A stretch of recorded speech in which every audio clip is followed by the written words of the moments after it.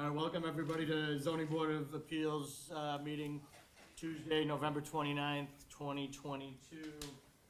My name is Brian Riddell. I'll be acting as chair. To my left, I have Charlie O'Brien acting as vice chair, John Himmel, and Russell Chin. To my right, I have our wonderful clerk, Ms. Noonan, and Director of Inspectional Services, Jay Dukas, sitting behind us. If everybody could please silence phones. I'm not going to say pages because that's Marty's line. As of right now, we only have 4 members. So that would mean that you need all 4 yeses. We have potentially a member coming. We'll know in the next 15 minutes or so what his timeline is going to be. So you can either choose to go ahead tonight and hear it with 4 members, or we can reschedule to a later date. So I just, as we go through the meeting, you know, your choice. Hopefully Jeff Frankel can join us, and at the same time, our chair, Marty Akins, wish him the best. He is recovering from knee surgery that he had 2 weeks ago, and unfortunately can't be here. So that being said, we'll start with old business. ZBA 2255, Patrick Foley Esquire, for a variance finding to change the use from a single family to a 2-family home on the premise numbered 121 Fayette Street, Quincy. Attorney Foley, would you like to proceed with 4? Yes, sir. Awesome. All right. Floor is yours. Good evening, Mr. Chair, members of the board. My name is Patrick Foley, and I'm representing 121 Fayette Street LLC. I'm joined here tonight by Stephen Trudeau, who is the owner and the builder for the property. The last time we had to defer this case was because we wanted to meet with Inspector Duca on site. He had a few questions about the property that hopefully we answered for him sufficiently, so we're comfortable going forward with our proposal. The property is located in the residential B zoning district of the city. It is abutted on both sides by multifamily properties. It is a stone throws away from Newport Avenue. When the applicant bought this house, the previous owner was renting out all 4 bedrooms individually to 4 different people. He is seeking to make it a legal 2-family. The bedroom count in this house will not change. The only change in the footprint will be a second means of egress in the back on the upstairs. Unit 1 will be 3 bedrooms, and Unit 2 will be a 1-bedroom. They will have 4 parking spots, which they currently have anyways, and we'll have Steve just walk you through the plans a little bit in the building. Thanks, Pat. Yeah. Can we just have you take an oath real quick? Oh, yeah, sure. Actually, can anybody who's going to speak tonight, can you please stand and take an oath? You swear to tell the truth, the whole truth, and nothing but the truth in the matter now and hearing. Thank you, Regis. Thanks. Yeah, so pretty straightforward. It's a single-family, 2-story. The current first floor currently has a 1-bedroom right now with a kitchen on it. Second floor currently has 2 bedrooms, and then the basement has a bedroom. Second floor will have a new kitchen with an egress out the rear, with 1 bedroom in the living room. First floor stays about the same, and the basement will just have 2 bedrooms, so it's kind of one right now. Pretty straightforward. 2 means of egress in the basement as well. Correct, yeah, it's a walkout in the rear. Okay. All right. It's a walkout in the back. And just so that, just a little bump out is the only addition up top, is that basically what? Correct, yeah, all it is stairs on the back. Okay. Bumping over the first floor. There's already stairs over here on the first floor, so we're just bumping out over that.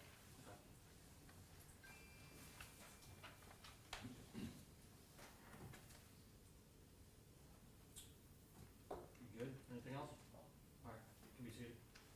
You got some sage words of advice for us here? Thank you, Mr. Chairman. For the record, Jay Duca, Director of Inspectional Services. I just want to let the board know that I did visit the house. For all intents and purposes, it is set up like a 2-family. This is a good opportunity to make the building safe, add fire protection devices, and the required exits. So just wanted to add that. Thank you. Any questions at this point? Could I ask about the garages in the rear? Are they Yes. commercial, rentable, is that what you do? Or- I'm a builder. I use it for, storage and cabinets and stuff like that in there, but it's mostly just storage for my business. Okay, thank you.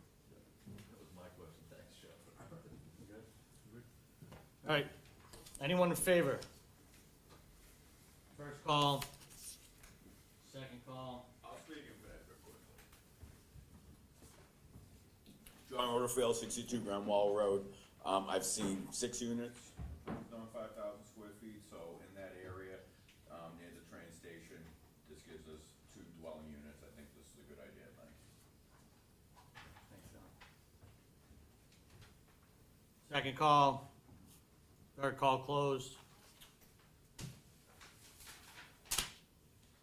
Notes from, it's just DPW, we reviewed the submittal for the above referenced project and have no comments. Anyone opposed or undecided? Opposed or undecided? First call, second call, third call closed. We do have one letter, from Marilyn McConneville, 116 Farrington Street. Resided at 116 Farrington Street for 90 years. As a direct abutter, I have some concerns to the above application for a change of use. My property is directly behind. In the past, this property has been used as a 3-room apartment on the first floor and 3-bedroom rentals on the second floor, in addition to the rental of a 4-bay garage for storage of commercial trucks. Several trucks are parked here overnight, which eliminates any parking space for tenants to park on the property. In fairness to the current owner, there have not been any issues with the use of property, but in the past with the prior owner, there were many problems. I do not favor the change of use. Can I comment on that? When did you purchase the property?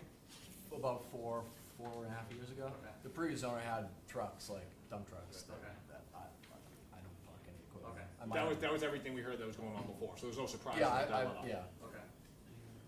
You guys have any questions? Okay, I'm good. Make a motion. Mr. Chairman, regarding case ZBA 22-55, Patrick Foley Esquire, for a variance of finding to change the use from a single-family to a two-family home on the premises numbered 121 Fayette Street, I make a motion to grant the requested variance and finding. Second. All in favor? Aye. Aye. All those opposed? Thank you. All good.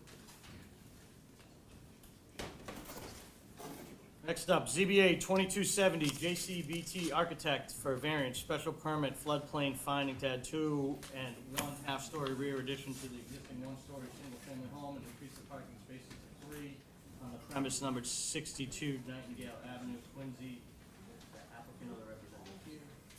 Good evening, Mr. Chairman, members of the board. As I mentioned before, there's only 4, so you need all 4 going forward, or? Going forward. Okay. My name's Jim Chen, record 585 Washington Street. So in the previous meeting, there was a couple of concerns from the board that the rear addition is sort of overpowering what's exists in the front. We're adding a additional unit in the back, and the other concern was the parking issue. That previously we proposed a 3-tenant parking. So we went back to the drawing board. The property owner is pretty adamant about getting a second unit addition without touching the existing dwelling. So what we did was we reduced the proposed addition footprint down to 24 feet by 37. And then we cut off the additional story. That will bring us down to 2 stories. And the first level will be indoor garage for two parking spaces, and then also providing additional 2 exterior parking. So that sort of solves the problem for providing at least 2 parking spaces for each unit. And then the height of the addition is quite substantially lower than what we proposed previously. It's about 6 or 7 feet, still higher than the existing building in the front. But it's only 1 story of living space, 2 bedrooms, above the garage space. So first level will be garage and a vestibule area, and then the second story will be 2-bedroom, living room, and kitchen. And there won't be an additional space above that. Not doing anything to the front, right? Not doing anything. So what'd you shrink it by? So what was the proposed before? It was quite large before, so we was about 34 by 37. to reduce it down They didn't to reduce it. 24 by 37. Okay. Provide that 24 backup space for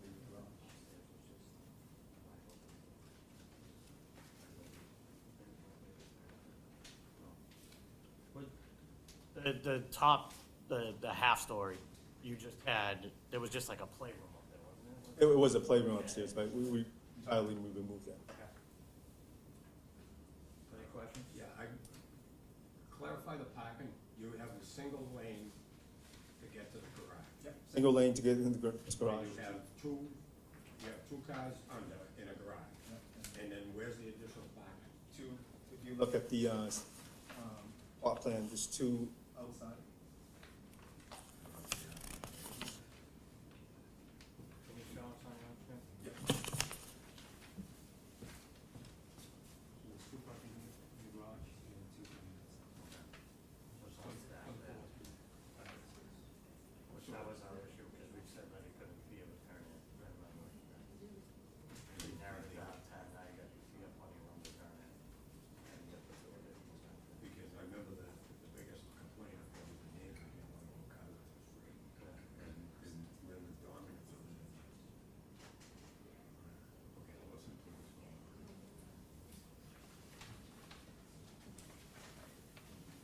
Any questions, John? No. No questions. Is it owner occupied now, Jim? Yes. Okay. Can it remain that way? The Remain first that way. front unit will be owner occupied? And then Both will be owner both will occupied. be owner occupied, okay. You can have a seat for now. We took that one before, right? Yeah, I think it was just our objection for the size was overwhelming. We did take that one.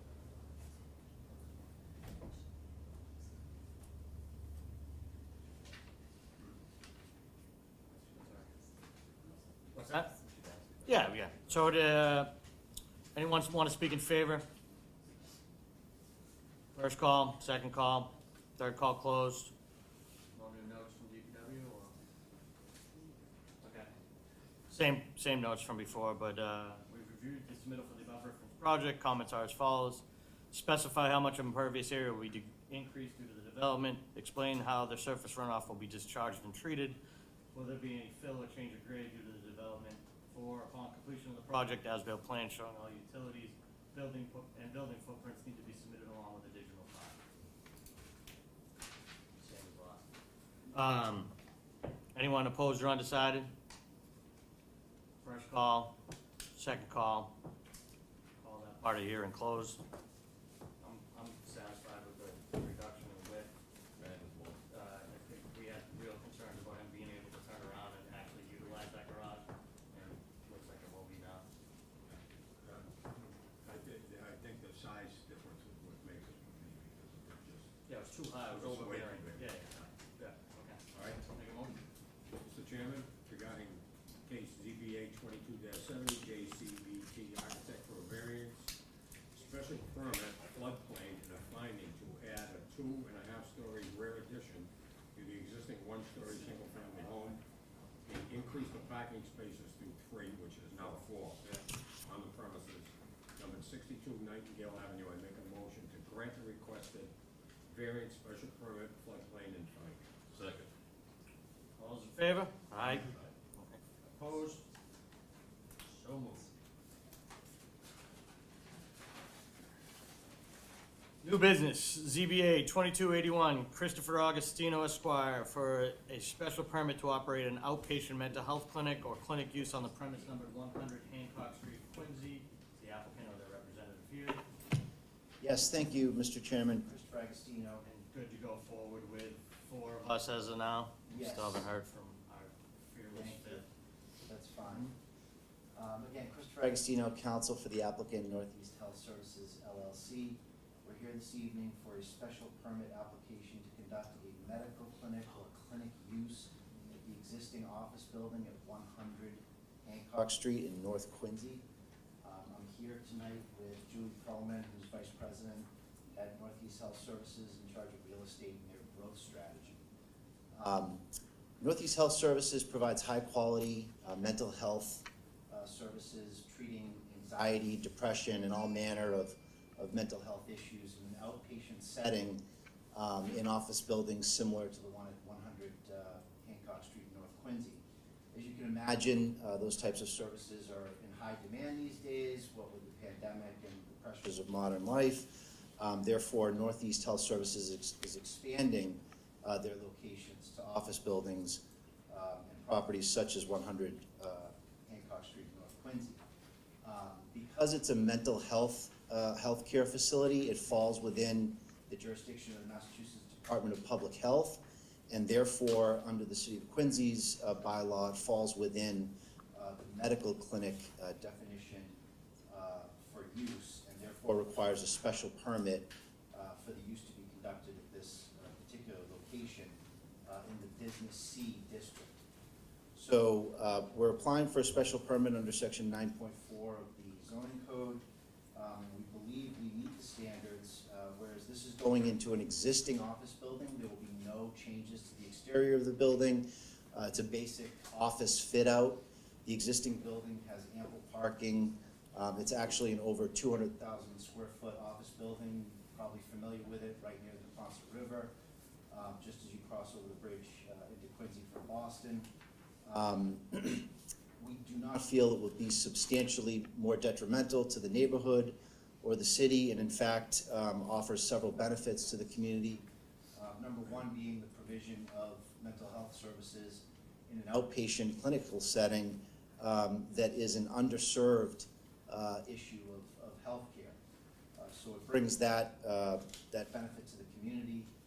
We don't believe there'll be any impact on traffic or public infrastructure. Again, neighborhood character, the use is consistent with a general office space use. There's no environmental impact in that we're within the existing office building. And as far as fiscal impact, we'll be bringing additional jobs to the city of Quincy and opportunities for employment at that location. So we believe we satisfy the special permit criteria. I'm happy to answer any questions the board might have about the application. But otherwise, we look forward to receiving your approval. How many actual clinicians will be there to service?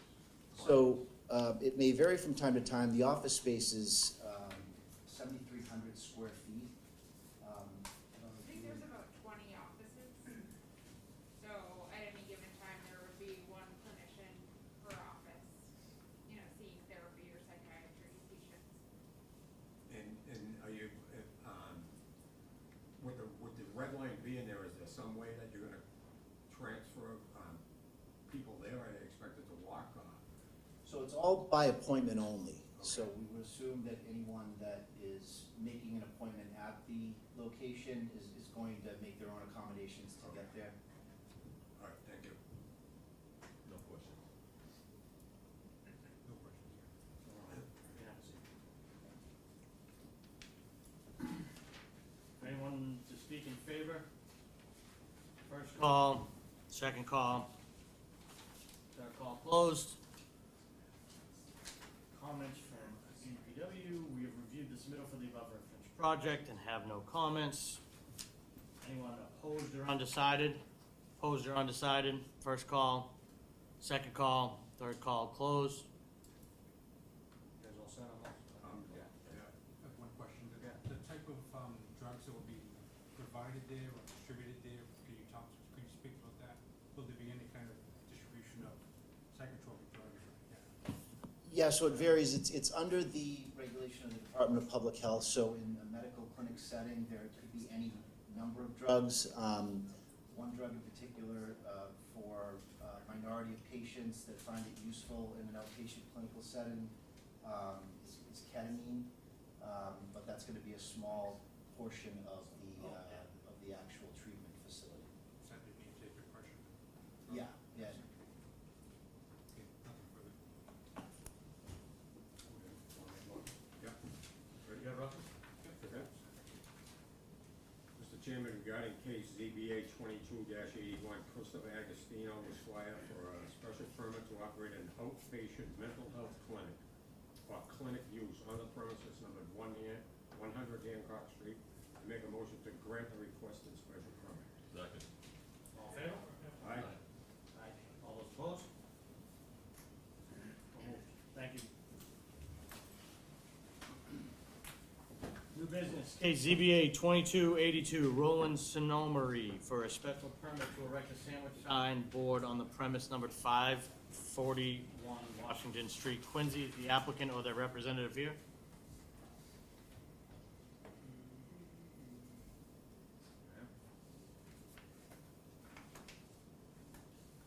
All right.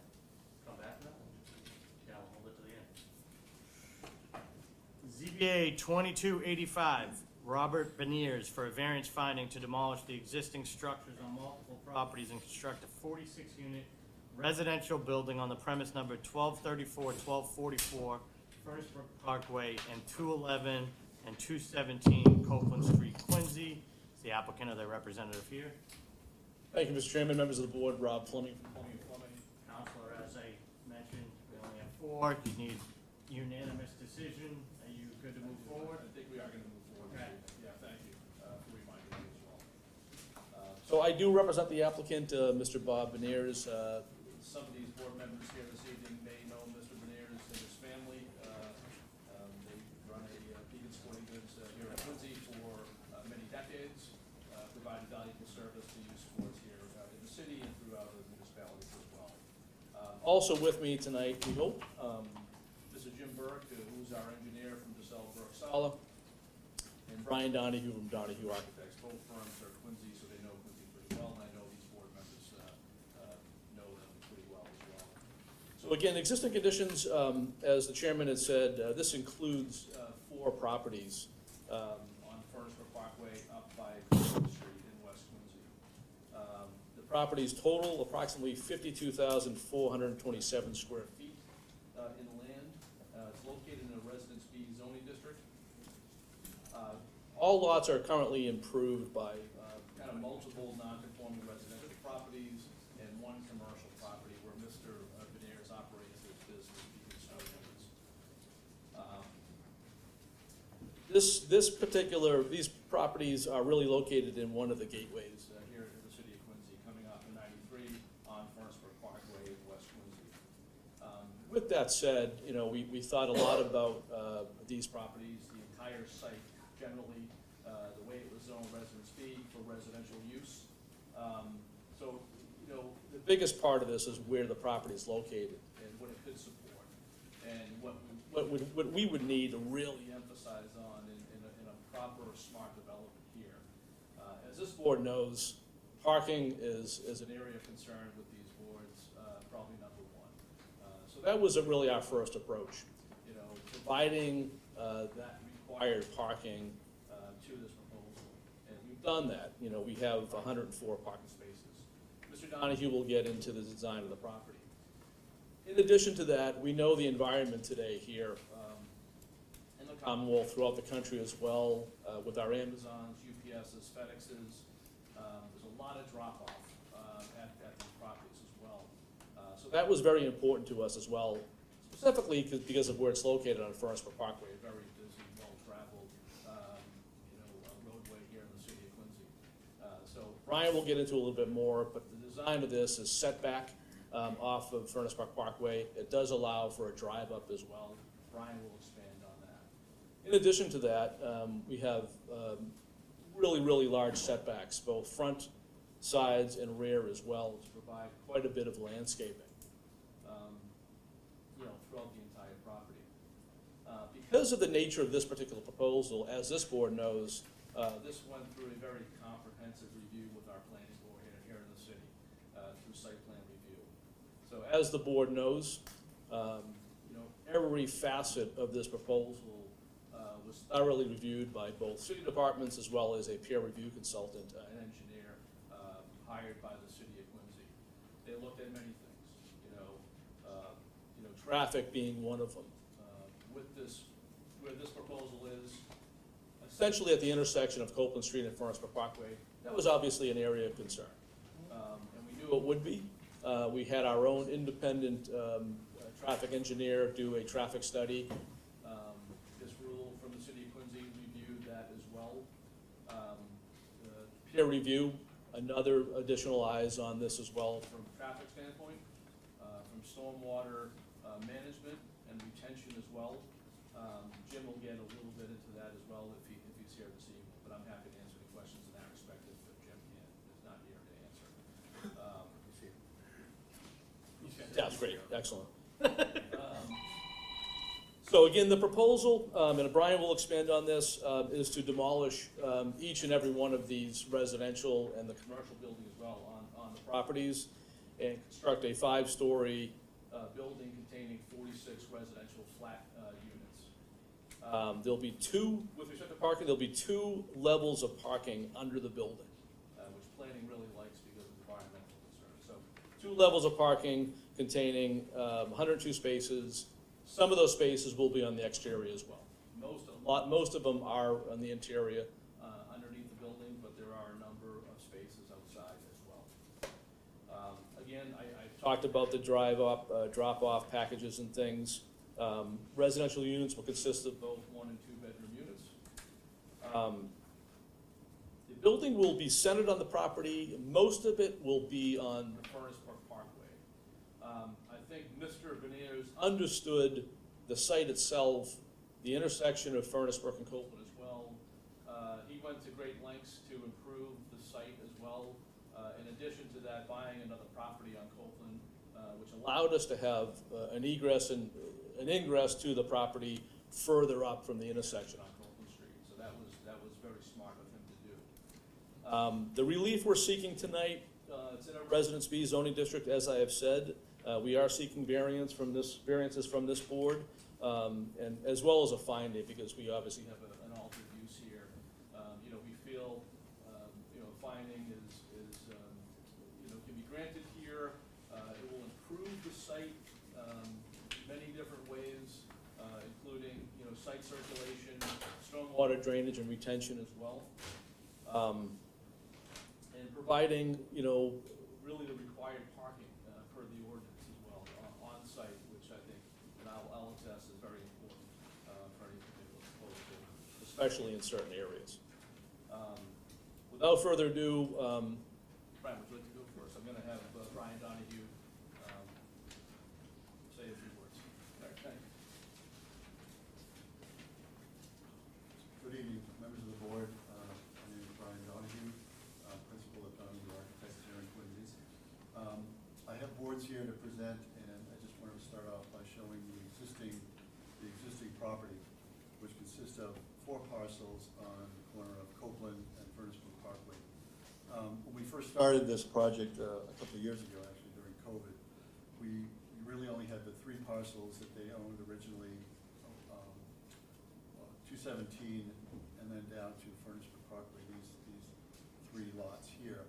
And the eventual recommendation that we put forth to the ownership was this house at 211 was available, and we thought that that would be a good way to make this project a better project.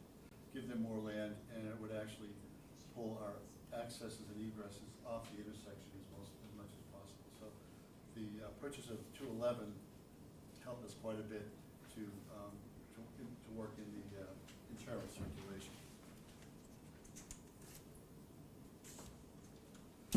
So I thought that this landscape plan provided by MDLA showed the concept in the best light. Obviously, the building is taking the configuration of the lot. As Attorney Fleming mentioned, we have an access back from the light off of Copeland Street, and then an access and egress before the light on Furnace Brook Parkway.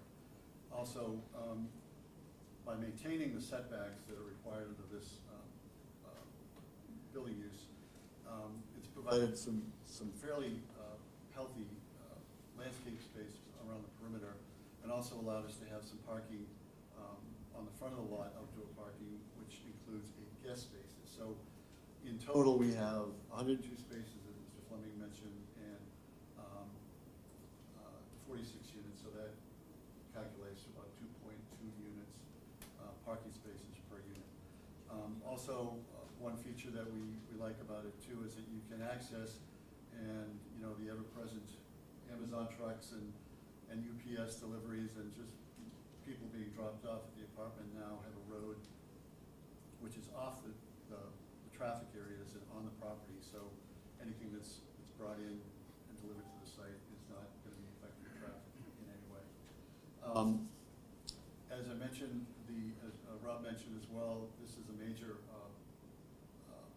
gateway to the city from the west side. We realize the prominence of this location, and we've taken that very seriously with the way that we've designed this building. So again, 46 units.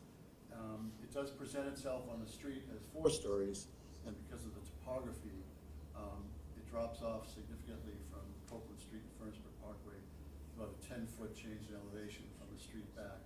So we've used that to gain access to a lower level parking area. So on the back portion here, it is actually 5 stories, but on the street it presents as 4, and I'll show the renderings when we get a little bit further along. So this access is, this topography pitches down, so the lower level parking just follows a grade down, and the upper level parking in the lobby space comes in off Furnaceburg Parkway and enters the parking area from the north side. We also have some minor amenity spaces, some outdoor space that the residents can use. And I don't think that we've really made a determination whether this is going to be condominiums or apartments or rental apartments. I guess it depends on the economy of the time when it gets built.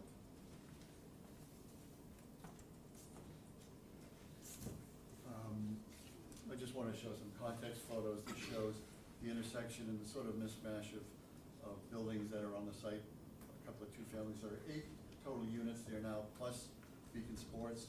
So this is a view looking down Furnaceburg Parkway towards the school, the old school, and this is basically keyed into these locations here. So you can see the streetscape is rather nondescript.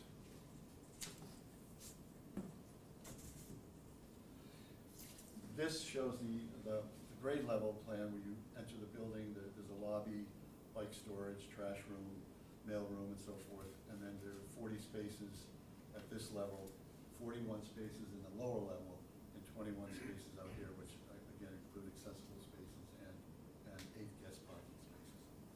Brian, can I ask you a question, just for clarification on the access to the parking? The lower level parking will be, as we face it, the right side of the building on Yes, Copeland yeah. Street? Yes. And the second level will be on the left side? Yes. So if you were parking on the lower level, you could come in off of Furnaceburg Parkway and go through?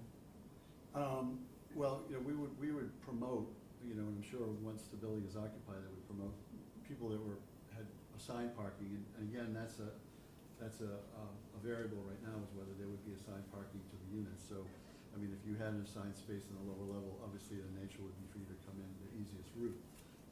This is really meant to be sort of one-way traffic, but it is wide enough, so in the event that you came in here, you could still get back to that side. It's a wide enough road for that. And excuse, just which direction one way? This would be the preferred direction Okay. anyway, so any vehicles coming in, delivery trucks and so forth, would come in and then go out. Okay, thank you.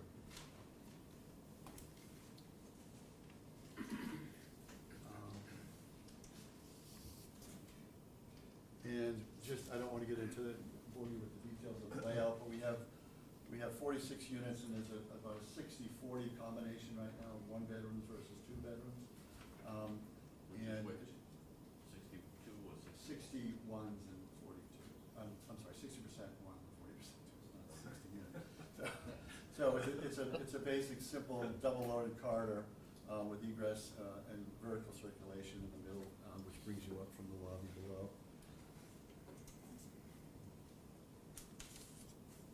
So I also have elevations, but I thought the renderings actually are the most illustrative plans that we have. So this shows the view from the intersection of Furnaceburg Parkway and Copeland Street. So we've tried to keep the scale to residential type forms, traditional forms, with pitched roofs and gables and siding, such as clapboard siding.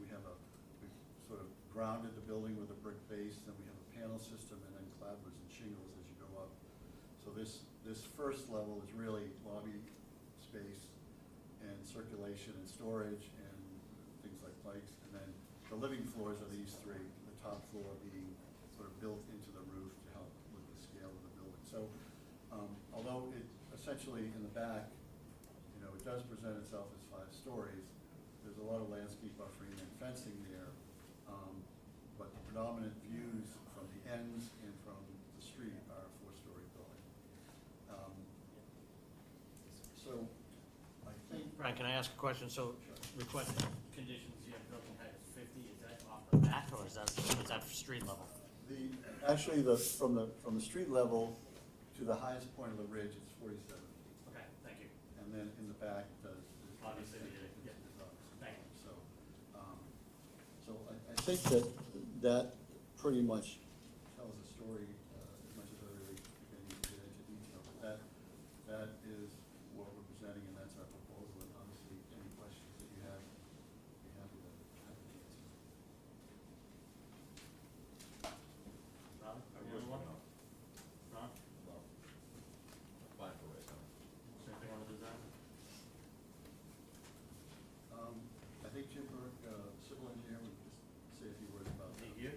Yes, he is. I'm just kidding. I thought he was with Mr. Frank. There's a lot of people missing tonight, Jim, so. That's all right. Mhm. Because of that soccer game. I'll try not to be too redundant. Brian actually went through a lot of the detail. So if you don't mind, I think I can probably just start with the grading.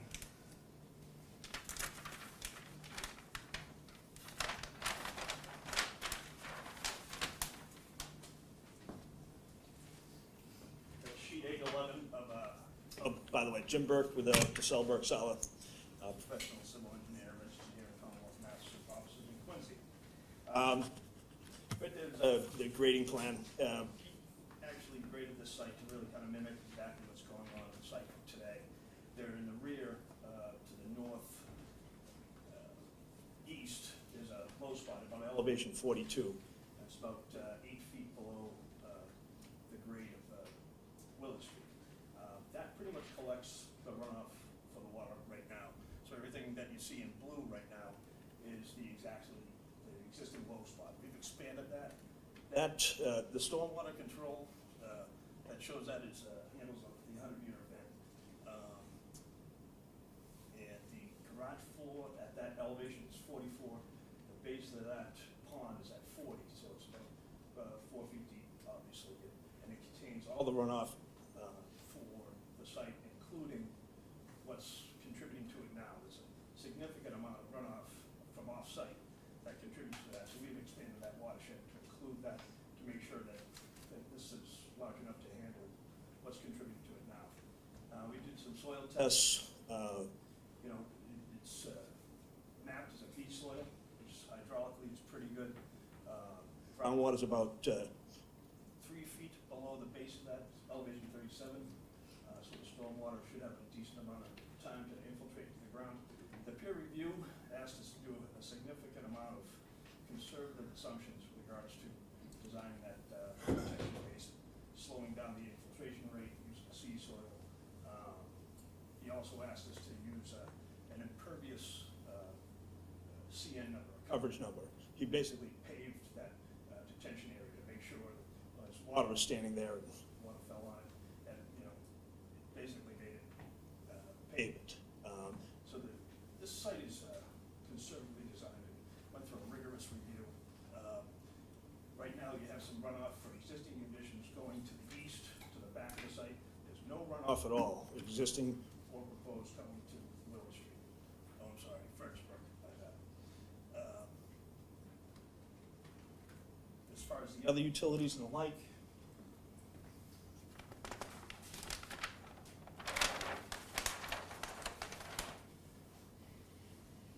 the other blue square you see up in the front parking lot, that is specifically for the roof runoff. It's set up at a higher elevation, and it consists of 52 4x4 concrete structures. So again, a significant amount of recharge and detention for the stormwater for this particular site. There is, we're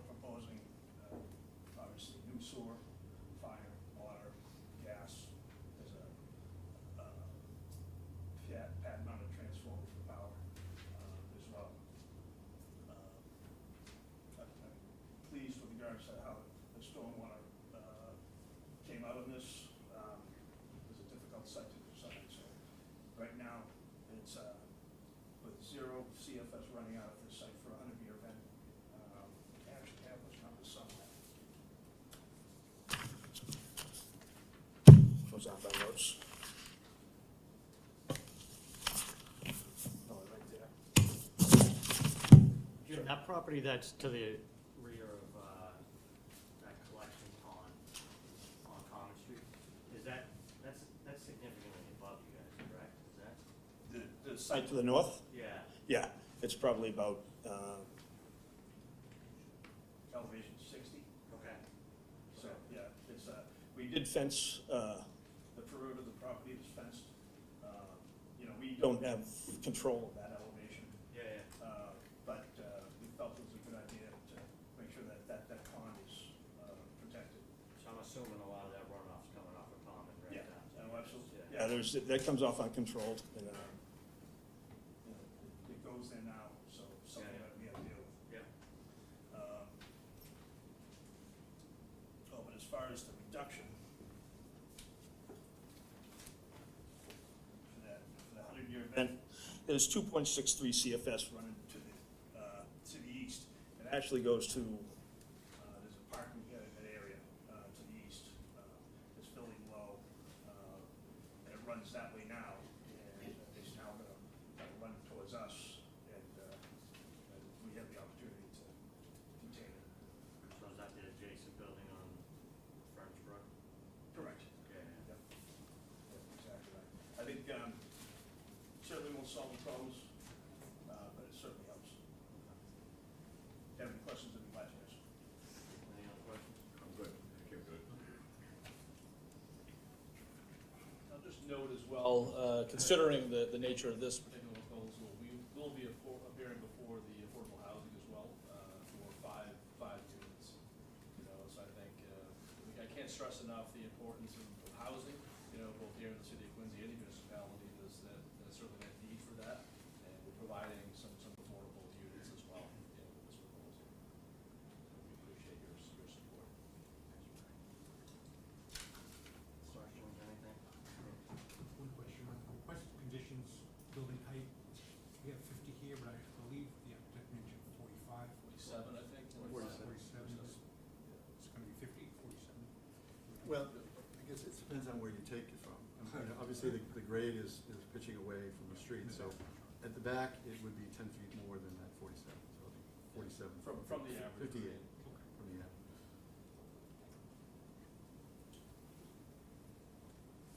Good? Good. Good enough for you now. Okay. I'll be here.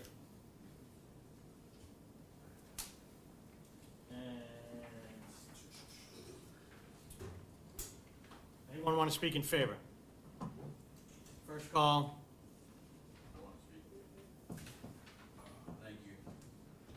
Nice presentation. John Rutherford, 62 Ground Wall Road. I'm in favor of this. We need a new growth in Quincy. It's probably like $3 million, those 4 properties right now. I estimate this will be probably $23 million once it's done, maybe a little bit more, so that's about $250,000 extra a year. It's like 2 cops or 4 teachers. So, when we're coming into that light, when you come off, you're stuck at that light for a while.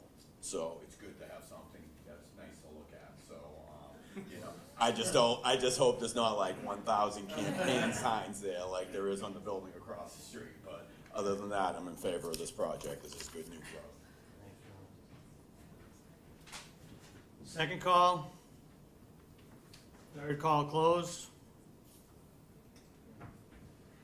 Long list of things for me from the DPW. Oh, no. Nothing? No. They're providing comments to the planning board. All right. Oh, jeez. Something pay attention to. Sorry to make it.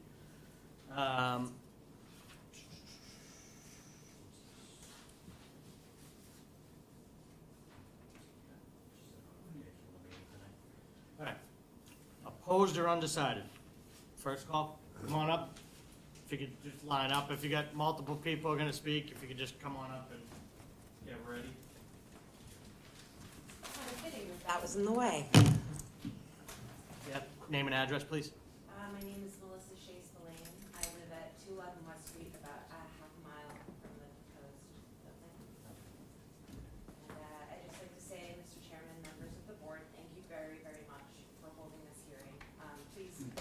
pardon my appearance, it's kind of hard to squeeze a Board of Appeals meeting between a day of work and the gym, so normally I would try to dress a little better than this for this. I actually don't usually get involved in matters such as this. I think there are usually people who know what they're doing and who are better equipped to handle it. But as a member of this community, I really felt the need to come here tonight, and please let my presence, when I usually don't do this, show you how much passion I have for the statement I'm about to read. As I mentioned, I live at 211 West Street, and I drive by the lot in question almost every single day. I've also lived in Quincy for the better part of my life, and I've watched it grow and change over the past several years, and I've observed the effect that has had, both positive and negative. Accordingly, I was compelled to come to this meeting tonight to ask you and urge you and beg you not to allow this to happen. This building will clog an already congested area, interrupt cell service, and contribute to pollution and overpopulation, all while pushing those who need affordable housing further and further away from urban centers. 5 units of affordable housing out of 46 is a meager attempt of smoke and mirrors to distract you from that fact. I don't care what the gentleman for it said. I don't need anything pretty to look at that intersection. I'd rather just get through it as quickly as possible. As you are aware, the intersection in question, which runs perpendicular to the entrance to Route 93, is one of the Boston access points and is already one of the busiest intersections in the city. And this bothers me because Quincy has always been a wonderful place to live, because it has been a place that's affordable to live, that allows you to access Boston while still having a nice suburban appeal of not having a ton of traffic to deal with. And this inevitably already has a bit more traffic because it is one of those Boston access points. As the gentleman before me mentioned, this building has the potential to add upwards of 102 cars to the daily battle to get on and off of 93. I'm going to even bring that down. Even if only half of the amount of units that there are had cars that were commuting into Boston every day, that is 23 cars flowing directly into the heart of one of the busiest intersections in Quincy. Now, I know that they had an independently commissioned traffic study, but I don't believe that that can properly speak to the experience of someone like myself who encounters this intersection on a day-to-day basis. As someone who actually does, I can confidently say that this building will turn Copeland Street and that end of Furnace Brook Parkway into a proverbial parking lot. It is great for Quincy to grow. I'm all for Quincy growing, but it should be in a way that benefits, or at the very least, doesn't harm the people who have been here all along. The people whose years, decades of paying taxes make progress of any sort possible. The only people who will truly benefit from this building are the deep-pocketed developers and their cohorts who just see it as a business opportunity and could not care less about the well-meaning of our community, a community I'm really, really proud to be a part of. Sorry, last one, please. The type of people who will move into this building, and I know these type of people, I went to high school with them, I went to college with them, they do not care about life in Quincy. They just want access to their jobs in Boston. And there are plenty of places to build that will give them that without causing such disruption to the lives of the people who have been here all along, who were raised here, and who proudly live their lives here. Please do not do this to the hardworking people of West Quincy. We do not deserve to have to sit in gridlock to grab a slice at Copeland Pizza just so that the rich can get richer. Thank you very much for your time. Thank you, Melissa.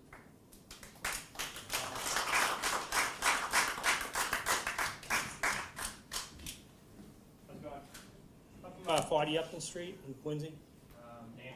Chris Bell. Chris Bell? Yeah, thanks. I'm against it just for the traffic. I mean, I'd like to see Quincy get bigger, but the traffic is just brutal all around the city. We can build as big as we want to go, but if we have nowhere for the cars to go, we're just going to sit in traffic. So with that being said, because that intersection, the other side, let's use for example, the Quarry Street in Furnace Brook is gridlock. Crescent Street's gridlock. Furnace Brook and Copeland's gridlock. There's nowhere for those cars to go. Like the woman said before, was 100 cars moving at the same time, all all we're gonna do is spend the time in traffic. I'm here for another matter, but I just happened to see this. Oh, it actually was a perfect opportunity. Appreciate You know what I'm saying? But like I said, I've been in contact with Noel DeBona and Director Grennan about how bad the public safety is in my own area. And they're doing a massive study, which is, as we all know, it's Bates, which is Carrollton Crescent, and which is Copeland Street and Water Street and Willard Street, so I'm against it. I appreciate it. But thank you for your time. Thank you.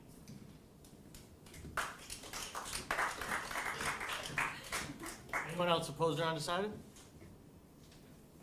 Second call, Councilor Mahoney, how are you? So, Council Mahoney, 12 Ferris Street, I'm a Ward 4 resident.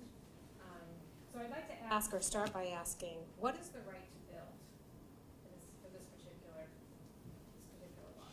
Does anybody know on the board? So it's a very simple equation.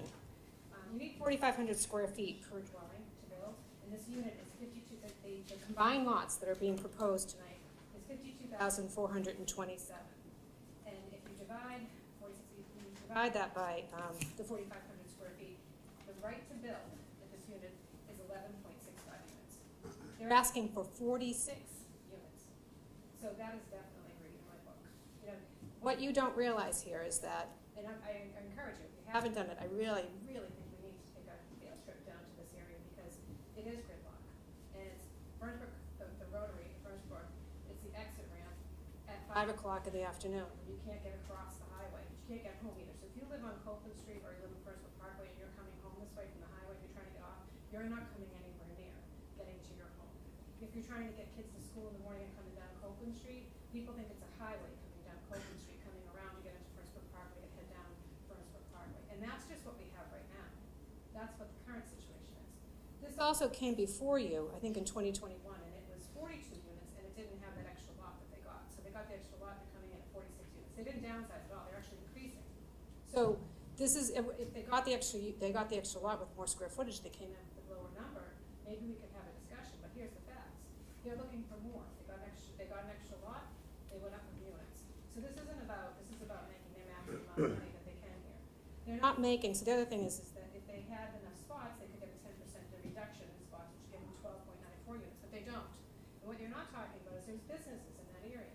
There's a lighting company that's across the street that has a diagonal parking. They're fearful that their company that will come will take over their spaces and it will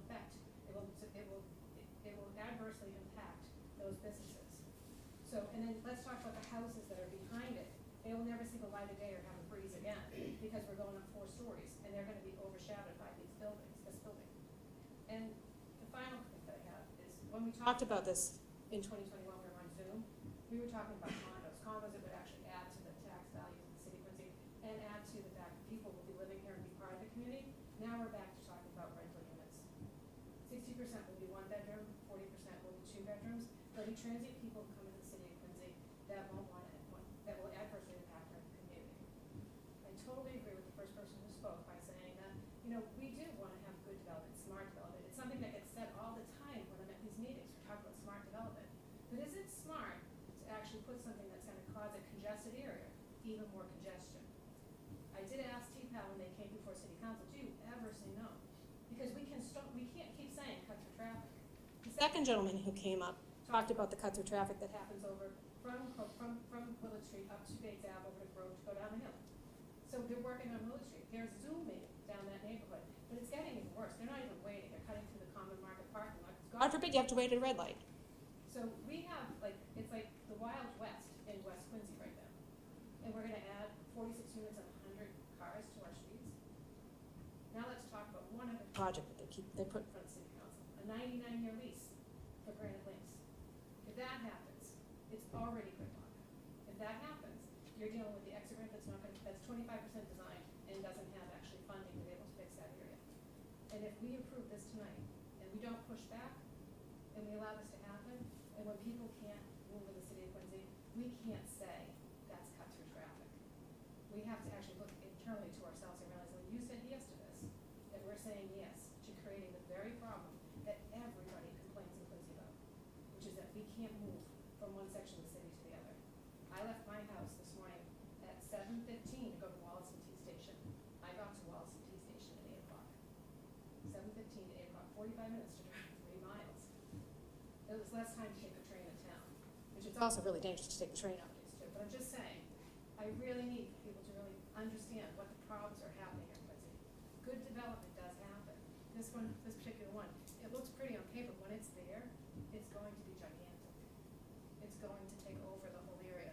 It's going to shadow those houses that are behind them. Those people work hard in those houses. They put their life and energy into the homes that they have.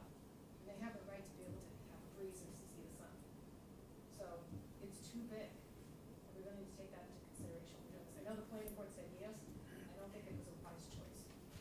I fight all the time as to whether or not it should go to ZBA or planning before, but really what we need to have in our ordinance meetings, when we have these things, is it should, in the ZBA meetings, it should say, what you're asking for forgiveness, you're asking for, you're basically saying we have a hardship, we wanna do this. And the hardship is anything but a hardship, it's just about making money. And it's not about making affordable housing, it really isn't. That's just a nice little saying, we're trying to solve the problems. We're not solving anybody's problems, this is strictly about making money. And there's an opportunity, and we're running out of time, so let's get as much as we can and as fast as we can, because the economy's changing, it's gonna cost a lot more money to build. Let's slow it down, let's do it the right way. 46 units is way too big. And it doesn't take much to think about it, if you just go over in that area. It's not gonna slow down by putting more cars on the road, it's gonna be gridlocked, but people are gonna get angry. And it's just not adding to the value of West Quincy, and it's not fair. West Quincy has taken on enough of the development, and it has taken on most of the development that's happened in the city of Quincy so far, and enough is enough. So, I'm opposed. Thank you. Thank you.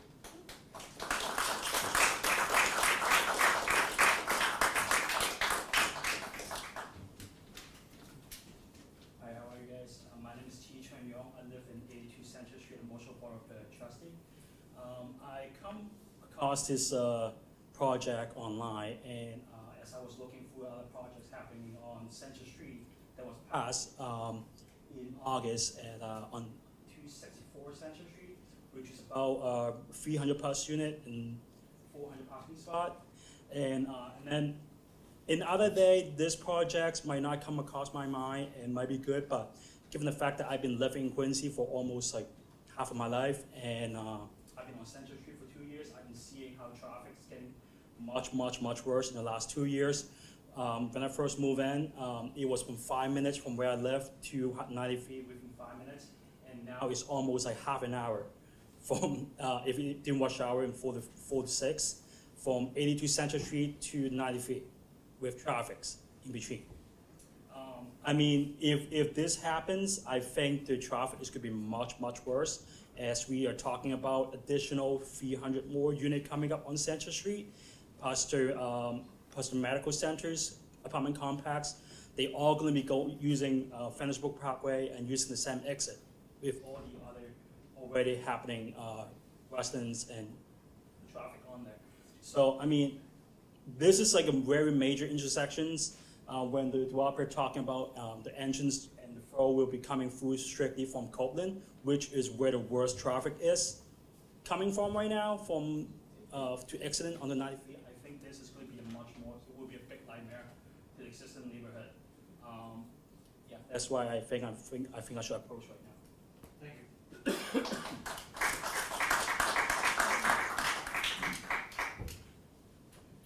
Opposed or undecided?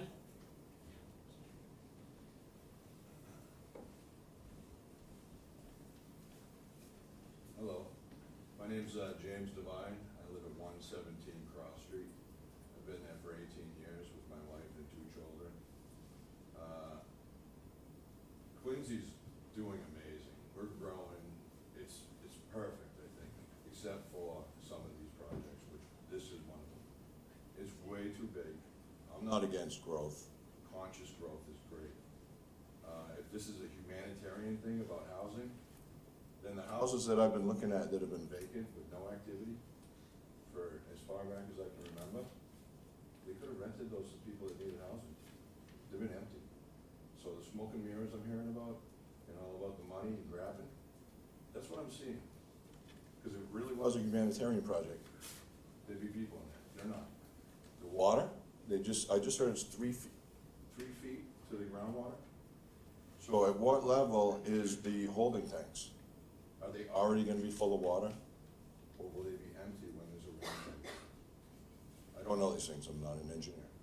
I'm just wondering, how does that work, if it's already full? I also heard that it's going to take care of the problem, the water. Well, actually, that land all over there, It's not causing any problem. It's very permeable, it has a dip in the back, it catches a lot of water, it doesn't shed water anywhere else. So there's really not an issue there. I understand that it's been designed to handle the water for the new building. So I don't wanna hear about fixing the problem. It's not fixing the problem. It's gonna fix maybe The problem that they're saying, would be a 100-year storm catching all all that water. Can I ask questions too, or is that? You can ask questions of us through the, what we can ask them to them. I was just wondering, I think it's, the fire station, is it engine 5? Yeah. How tall is the ladder truck? To get up there. They're usually 100 feet, 108 feet. Right. The ladder truck at engine 5? No, Because there's not. there's not a ladder truck there. Right. So we're building these big tall buildings. We don't have one, I'm not saying it's their fault, it's not their fault. I'm just saying, we need to be conscious about how we're doing. The intersection at Furnace Brook and Copeland is state, right? How's the lighting system there? It's pretty archaic. It's been updated a teeny bit in the last 5 years, I think. It doesn't work properly. I heard About the studies of the traffic, independently done. I'd like to hear about how the state and the city do it. if you're coming off the highway, even if the highway's moving, when you're on Furnace Brook, coming onto there, you're just sitting there. You know, so like, That light isn't working properly, I believe, as it is. and we're congested. And then that goes all the way down to, the Donut King, the Sly Fox. It's traffic all the way to there. I'm not opposed to a project like this, I just like to see it smaller. More realistic. I think it's Something there would be great, but 46 units, It's embarrassing to even think that it's up for consideration. And like everybody else said, the first girl that got up, I think she got in my mind. I was like, everything she said was most things I was thinking. I also wanted to know, why do we have the variance? Because we have a good zoning, right? I think we have proper zoning, so now, Am I correct to ask? basically, they're coming up and saying, We want you to change the law for us? And if it is, then Why do we need to change the law for them? What is it? Is it a financial burden to them? Are they creating more housing for low-income people? I heard the 5 or 6. But then also, what are we doing?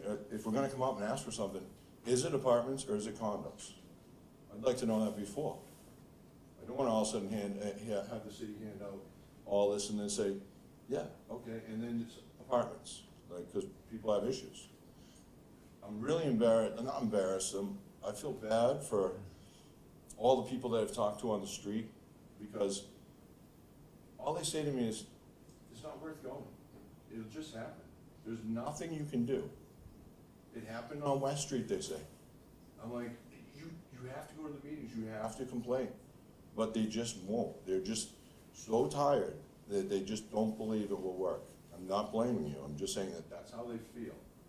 and we don't even have right now A ward counselor that has rallied our people together together to actually sit sit down and talk about it. There was a Zoom meeting one time, that's about it. I understand COVID makes things very, very difficult, but, when I moved here before, we had big projects like this. We would meet at Della Chiesa in the cafeteria, and everyone would meet and talk about it. And if it had started out that way, this might have been a smaller project that, instead of wasting everyone's time, time, they could have come up and said, okay, the community is good with 30 or 25. So I just behoove you to really pay attention, and I hope you do the right thing, because I believe it should just be smaller. I do like the idea of it, I do. but just small. Smaller, and why are we handing the variance out? What's the reason?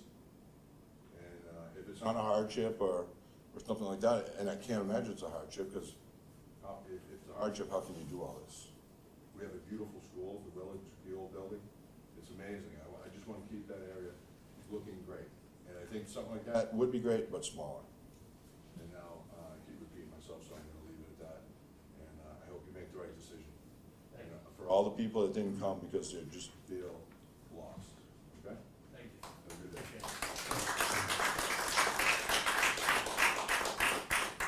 Second call. If anyone else wants to speak, if you could please just line up over here. How are you? I'm good. Just name and address for the record, please. Yes, also, do I need to take an oath real quick? If you didn't take one, yes. I if you didn't don't take mind. one because I didn't know. Yeah, thank you. You swear to tell the truth, and nothing but the truth, and nothing else. Thank you. Hannah Mon, 38 Bunker Lane. I live in West Quincy. I didn't come up here with a script. I didn't come up here with anything to say. I came up here with honesty. I've lived exactly where I've lived, 38 Bunker Hill Lane, whole 20 years of my life. And I went to Lincoln Hancock, went to Sterling, Southwest, went to Quincy High School, and now I go to Quincy College. I work at the Starbucks right across the street, and every single day as I go to school or as I go to work, I have to go around the rotary. And God, like, roundabout rotary, call it whatever you want, but it is the most clogged thing I have ever seen in my life.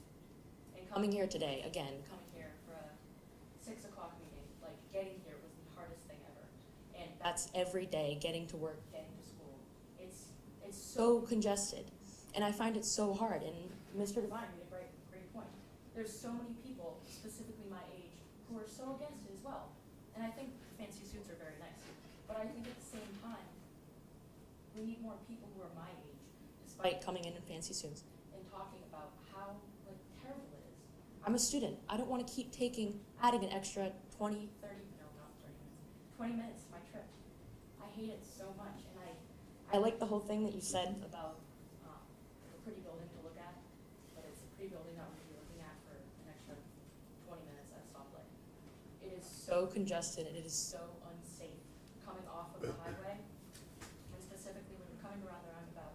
For people coming off, going south, them coming off the highway at around like 50 miles an hour when it specifically says 30, I crash almost every time I come home because they just want to get through Furnace Brook Parkway. And I don't want to be afraid of crashing every time I have to go around the roundabout, either to go home, go to school, or just go to work. I'm against it, and it doesn't come with a script. Fine. I just came with some truth. No, we appreciate it. Thank you.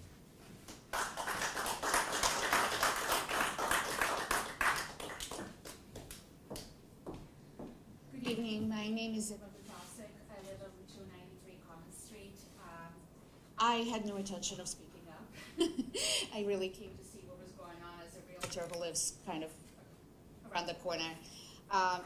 My neighbors, thank you all so much. You know, they made me get up and say that this is too big for where we live. We are already dealing with too much. I, these days, cannot back out of my driveway because Common Street itself gets so congested. I literally get to the bottom of my driveway and I sit there for a while. I cannot even get onto Common Street from my driveway.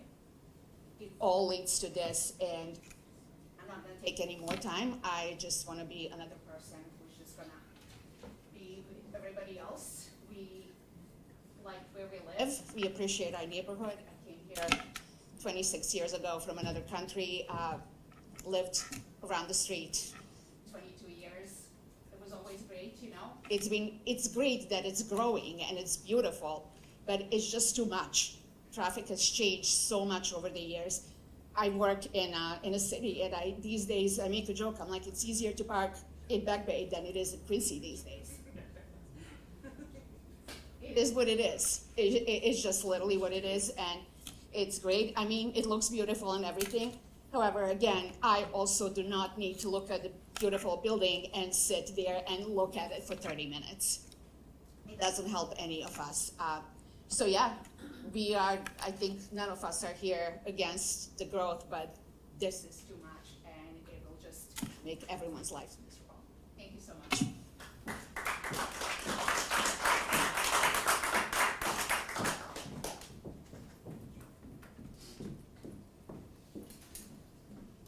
Riley, 9 Landgrave Street.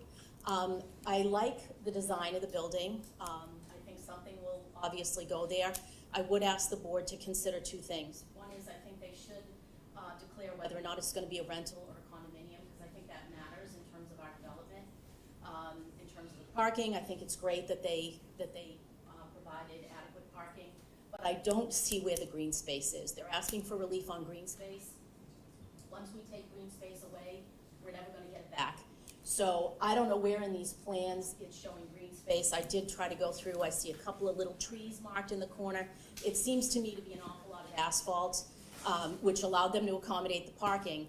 But I really think that they should come back with something a little more scaled back, and I think that the green space should be at least a little closer to the zoning, which I believe is 1,000 square feet per dwelling unit, and they're proposing 485. If someone from the project team could tell me where that 485 per dwelling unit is, I'd be curious to know, because I don't see anything that resembles green. I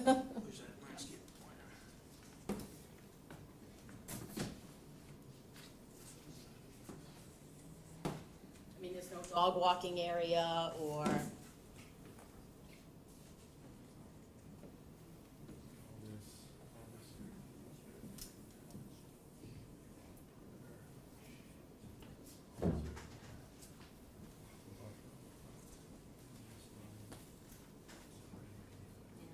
I think you could probably do it a bit better. Thank you.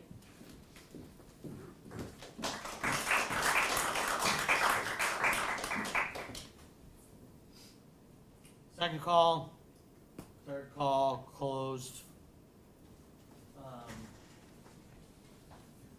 Counselor Mahoney, do you know if outside of the Zoom, there was there never another, I know everything's up in the air with Brian being out, has there ever been another community meeting?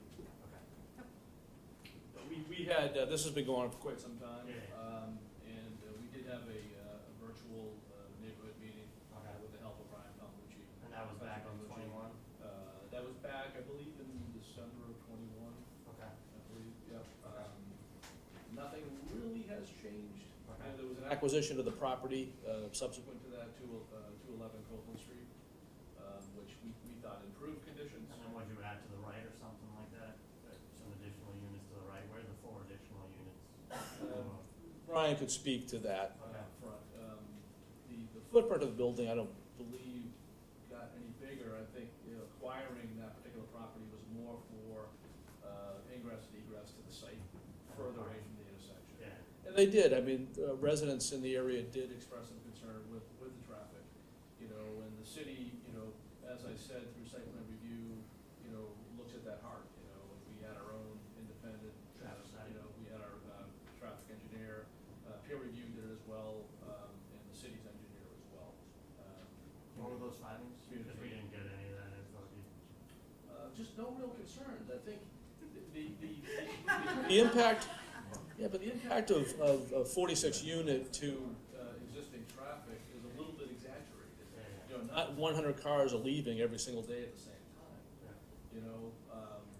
There's certainly peaks, and those things are looked at. What is gonna be the peak during these particular hours of each and every day? I come into the city of Quincy every single morning on my Furnaceburg Parkway exit. I'm at that light every single day. I'm not sitting there for 20 or 30 minutes. It moves along pretty well. I go down all the way to Furnaceburg Parkway, all the way to Hancock Street every single morning. Is it busy? It's busy. But I don't see what people are talking about today. But I'm not going to convince anybody here the impact that this 46 units will have on existing conditions today. But I think we have to be a little bit real on what that impact will be. We're not talking 100 cars again at 8 o'clock in the morning that are leaving the site every single day. That doesn't happen. So we feel strongly, because we've had this review by city officials, departments, our peer review consultant for the city of Quincy. They've looked at these things as well, and we've satisfied them, with our values and our traffic study that was done by our engineers as well.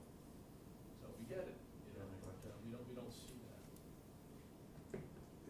Again, we never saw the traffic, not that we, I mean, mean, the peer review probably looked at it and said it's okay because of the nature of what's going in there. But, you know, we're battling, everybody telling us that traffic is brutal. I'd like to look at the traffic. What we get. They look at these professionals, traffic professionals, they look at the cues. No, I know. At the lights and where our driveway and our access to our site is, they look at all those things. We were just, one more saying, we weren't presented with it, so we, you know. We can't address it. We can't address concerns, we haven't seen anything of the traffic study. You know, do you have one? We certainly have a traffic study that was done, it was, you know, and that was provided to both, you know, Ali Rule, who's the city engineer, as well as the peer review consultants. You know, those professionals look at all these things. Oh, no, I know, I understand that, but the opposition here that we're looking at tonight is based on traffic. And we can't answer that because we haven't seen it. I know that the others did, but we're being asked to make a call on something that is traffic related, and we don't know anything about the traffic. Where the reviews came in, what the numbers said, you know, were there any impacts at all? Were there any recommendations?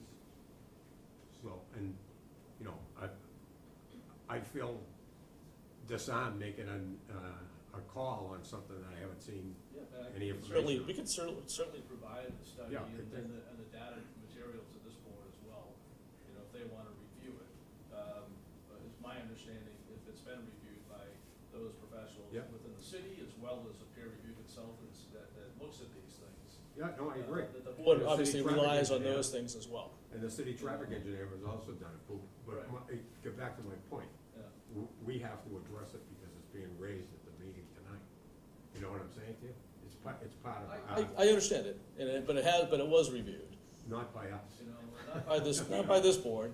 Right. You know, but I know you rely on the professionals reviewing those things Right. as well. And just out of curiosity, I'd like to see what the professionals said. I know it's, We can certainly provide the board Yeah. with those counts of things. I mean, that's the way I feel about it. I'm not ready to vote yay or nay until I see a report. How do we do that? I understand. Okay? Tom, any questions? Well, I've got enough concerns outside of the traffic that I could vote. So, Height, what is density, what are your concerns there? it's too big, it's too dense, green space is way less than it should be. Minimum dwelling is way less than it should be.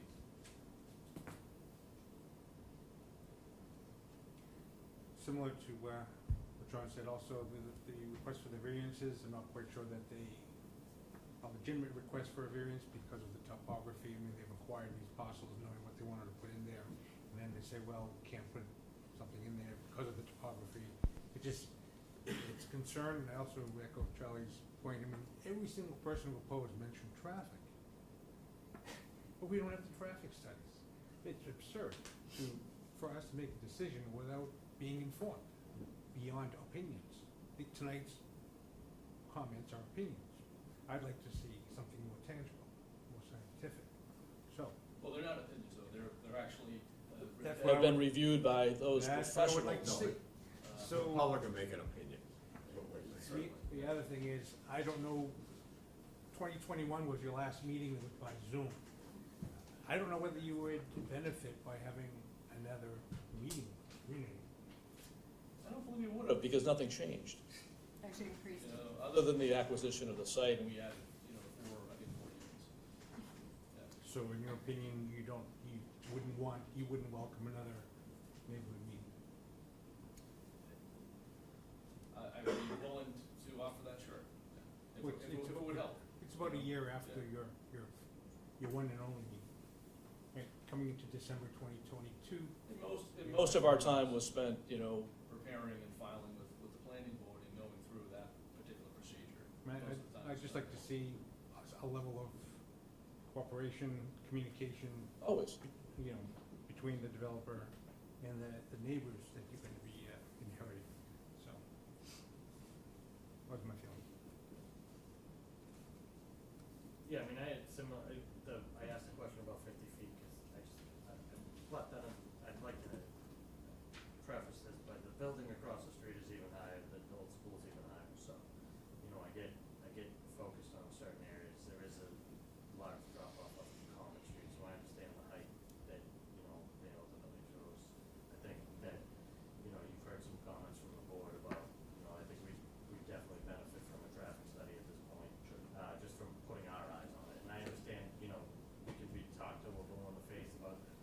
reviewed it, but my friend Charlie here has spent a long time with the DOT. He can definitely, take some, put his own eyes on it and maybe feel some comfortability. And then I think, in addition, you might have some size issues to address. It seems like, both that we all kind of are a little taken aback about the size. I know it's a cornerstone and you do have a lot of square footage, but I think we're getting a little outside of a lot of the developments that we're seeing now are outside of, typical areas that we've seen larger projects. We're getting into more densely populated neighborhoods, which you're starting to hear throughout the city, more grumbling because it's not on Hancock Street. It's not in tucked in areas where you wouldn't see it. It's in people's backyards. It's in people's purview, which obviously, creates more opposition, and that's where we have to balance as a board between finding some balance. Understood.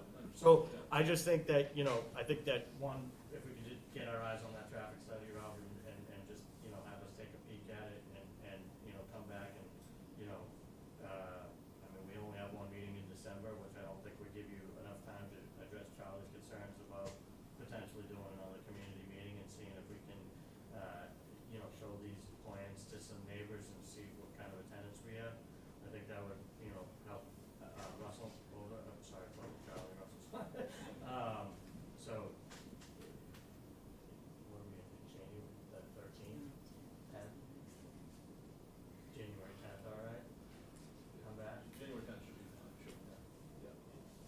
So can you, and if you can get it to us sooner rather than later on the traffic side. Certainly do that, yeah, that would be no problem. I mean, I'd say that, but I'd think, 2 weeks, but I don't think we're gonna, because that's our only meeting in December. I don't think you could pull together a community meeting in that period.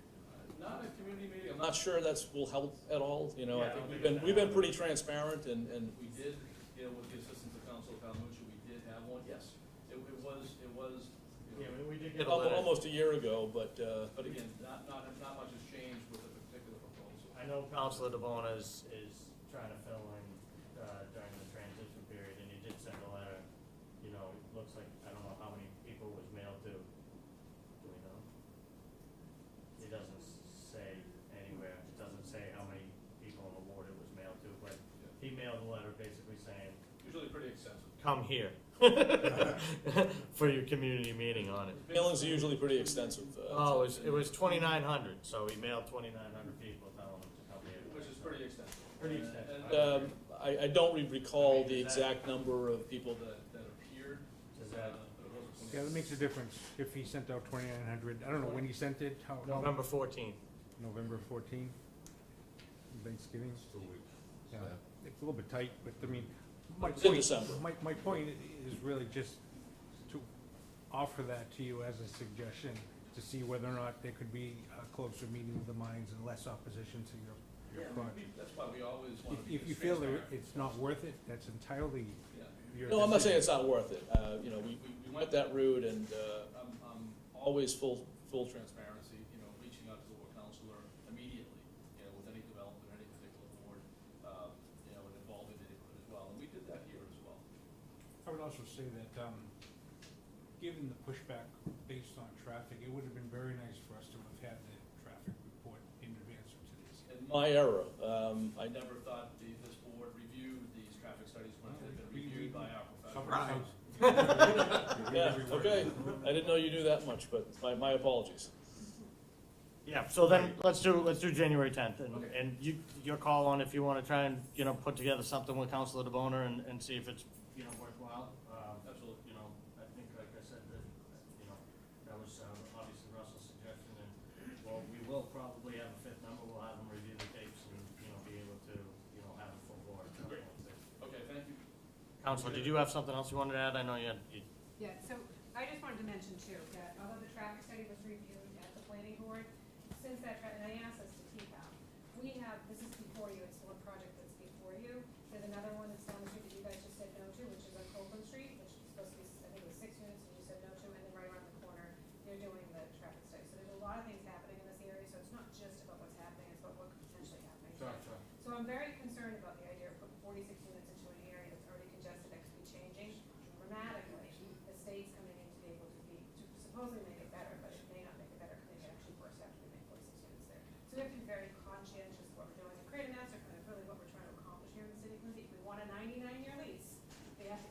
what we're doing in the neighborhood at the same time. We can't be having these multiple conversations and pretending like we're not creating the impact. In the traffic engineers that we have, every single one, I've never been to any meeting where a traffic engineer doesn't say, there is absolutely no impact to traffic. Well, Counselor, did you say that the state is doing a study? The state is doing, I believe that there's a study going on, I have to go back to find out exactly, about the Furnaceburg Parkway rotary. And then the state is, they're at 25% design plans for the exit ramp coming off the exit. And the whole corridor has to be taken a look at. Right, yeah. So if we're looking at a 99-year lease, which was brought before the council, and that was a big issue too, is you can't get across to Rashidi Drive, and you can't get off the highway. And I'm telling you right now, you can't, and the people who are trying to get back to come down Furnaceburg Parkway, the reason why, and the intersection, when you go down Furnaceburg Parkway all the way down to Quarry Street, that's one of the most dangerous intersections. The whole area is it's a speedway, because as soon as you get through the light, you're going 90 miles an hour to get down that street. So whoever's doing the traffic study, sure, we're moving traffic, but we're not taking into consideration the accidents that are happening. It's a very dangerous light. I do know that I asked that question to TPAL, and they do have the automated lights, and they'll change it, but it backs up. Right. So it's just a concern. I think you have to look at the whole area, not just. I agree, that's a tough side of I that. think that, I appreciate the sentiments, and I say it all the time, and I don't, you know, I'm not trying to say it, and we're going through a zoning restudy at your level in the chambers upstairs, you know, again, something else to address. Absolutely. A master plan to address traffic, a master plan, you know, we can't do that at our board level, you know, so I just. So I have to raise awareness for I everybody. get it, no, I Because quite appreciate it. honestly, sometimes I'm living on deaf ears, but not I here. I can tell you. appreciate it, I appreciate it. I do too. All right, and I do see you raising your hand, but you already had time to speak, so Yeah, we're, that's fine. we're gonna, Yeah. Charlie, can we make a motion to move this to the 13th, Mr. 10th of January, sorry. Mr. Chairman, regarding case, Actually, before you do that, I just wanna read these in, because I forgot. 2 letters of opposition, which I forgot. I almost forgot again. Andrea Bartik, 16 Salem Street, Quincy, Mass. As a resident of West Quincy, I strongly oppose this. Property now consists of the existing units. Tear down these 5 buildings, build a 46-unit traffic. Again, the biggest issue.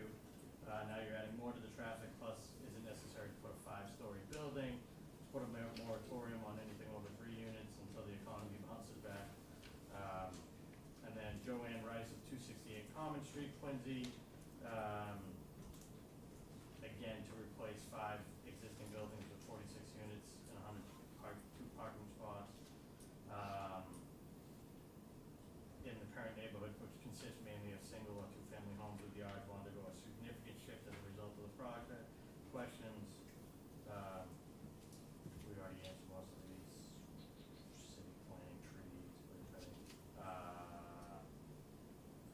Who are the units intended for? I think that was, you know, a question, Rob, you know, I think maybe try and, you know, get a little clarity on that as well, if you could, you know, whether it's apartments or condos. I think that the board kind of, Yeah, and I understand it's market value, it's Yeah. a challenging Sometimes thing to very do. difficult. No, I get it, I you get know, it. I like to say that leaning more towards, many developers leaning more towards Apartments. condominiums, Okay. if the market conditions are such, Okay. you know. 5-story multi-unit in the intersection is taking account of traffic study, how is this project together playing with the second multi-unit building literally next door at 201 Copeland Street. Proposals overly dense and too large for the neighborhood. Sorry, Charlie. that's all right. You're in charge. There. Mr. Chairman, regarding case number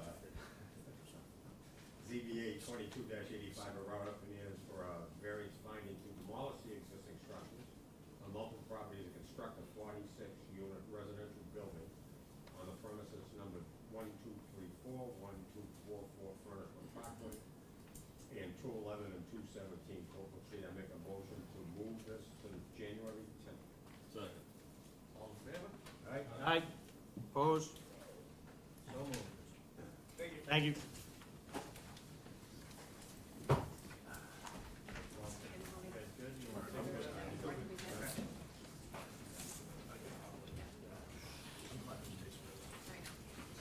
Oh, yeah.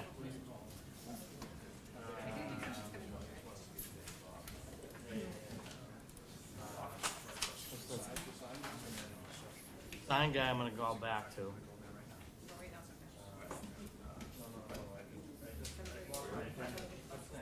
Yeah, Latitude, is that yours? Do I, well, I can call the one behind you and then come back to you. Perfect.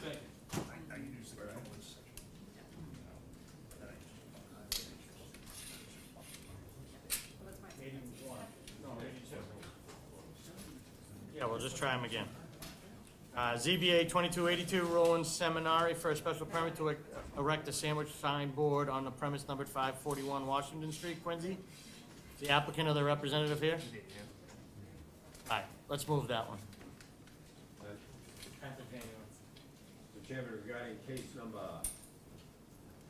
22-82, Ronald Samori for a special permit to erect a sandwich board sign on the premises number 541 Washington Street, Quincy. I make a motion to move that to January 10th. Second. All in favor? Aye. Opposed? So moved. Council Fuller, you good to go now? They're, taking a break here for a second. ZBA 2295, Patrick Foley Esquire for variance to subdivide the lot into two lots. Construct a single-family dwelling with an in-line on the newly created lot at the premises numbered 7274 Hall Place, Quincy. The applicant and the representative here. Your floor.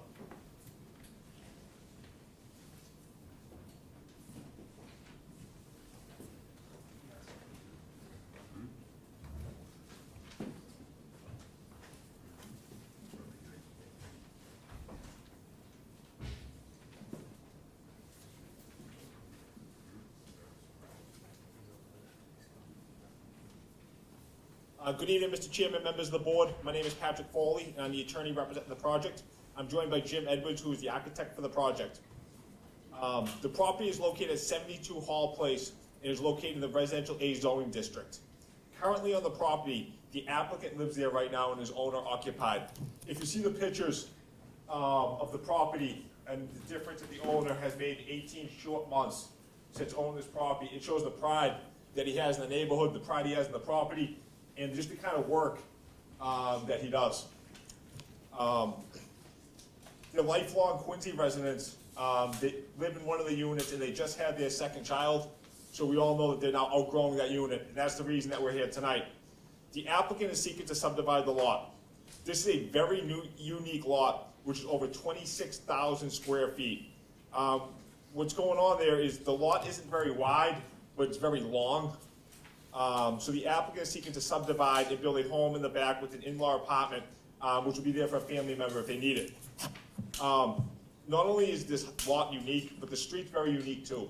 It's residential A, but there is numerous multifamily homes on this property, as well as 4 different structures on this property, which mirror what the applicant is seeking to do with the house behind the house, because most of these lots on this street are very unique.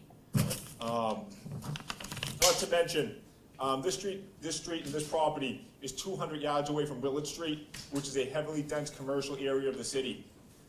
Each property after the subdivision will meet the 7,650 square foot requirement, which is required in the residential A zoning district. The 2-family home, that will have the parking set up the same way that it is right now, with 2 spots to the left and 2 spots to the right. Originally, the applicant was seeking to put the driveway on the left-hand side. After meeting with the city told the applicant that that wasn't possible because emergency vehicles wouldn't be able to access the home, so they ended up putting it on the right-hand side. And on the right-hand side, what the applicant is going to be doing is there's going to be about 200 feet worth of fence and shrubs to make it look very nice and to block the view of any neighbors or anything if they don't want to look at a driveway. I'm going to turn it over to Jim to go into a little more detail about the property, the structure.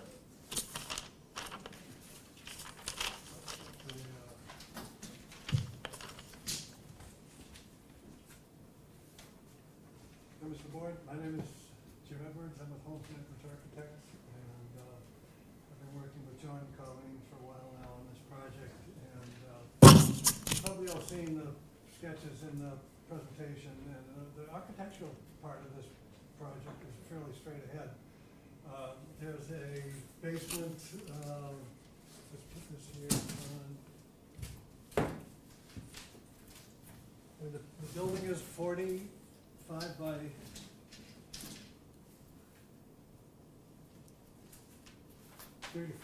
48 by 35. The basement has a, that's here. It's not occupied, there's mechanical room, there's some storage, the stairway down, that's it. There's really nothing to the basement, it's unoccupied. 45 to it, across the front, 35 feet wide building. The first floor, very straight ahead. Kitchen, living room, study, there's a little office here for John to do his work, and then the garage on the first floor level. So it's a compact program, it's a compact design, and not a lot to talk about there really. Second floor is the, trying to save on phone core here, so we have flip them around. Second floor, primary bedroom, laundry, closet, master bedroom. So there's basically 3 bedrooms on the second floor of the main house, and on the second floor of the garage is a living room, kitchen, and dining area. Sorry, no, I was just, he's just keep. Okay. And Jim, is that breezeway both floors, or is it just the first floor? that breezeway is just the first floor. Okay, thank you. That's it, yep. And on the basement, sorry. Glad to tell you. Third floor is TV room, guest room. I don't know if there'll be more kids, unless it becomes more kids. I don't really know anything about that, nothing to me, but on the third floor, second floor above the garage of the in-law suite, there's just a single bedroom. This space here is 2-story space from the living room, and with a walkway up, study, bedroom, bathroom. So the architectural components of this plan are pretty simple, actually. This is a very old, we were beginning to try to figure out what we were doing aesthetically for John, Colleen, and this was just a kind of a hand-drawn sketch. But we were told that they wanted a building that was complementary of, first of all, colonial style, but secondly, very complimentary of the wonderful job that they did on the front on the building that they just renovated. So basically, it's going to be a handsome building. It's going to be built with quality materials. It's something that they hope to be able to be proud of as they get assimilated into the neighborhood. But I think it's good working with John and Colleen and build this project as it has. Thank you. Can I just have one more thing? Yeah. Just to put this in context, we obviously talked about how unique this law is with the land.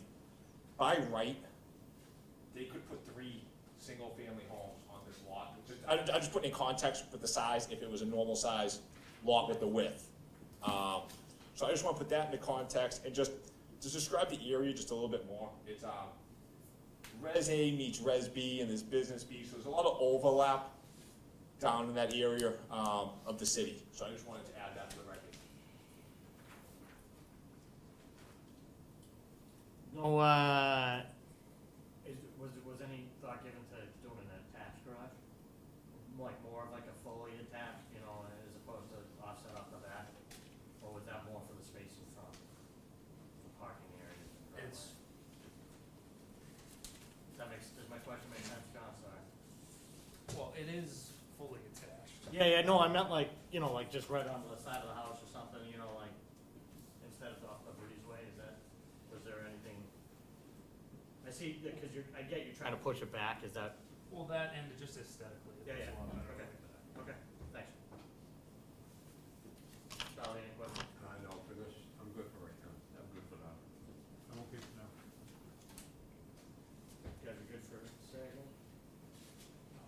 want to speak in favor? First call. Come on up.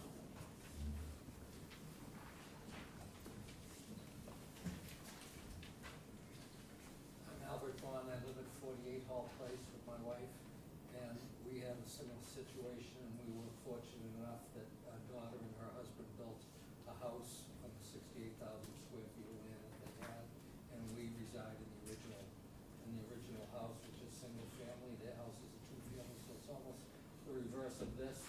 And John and Colleen have been great neighbors, and I think it's gonna be an excellent addition and improvement to the area. Thank you, sir.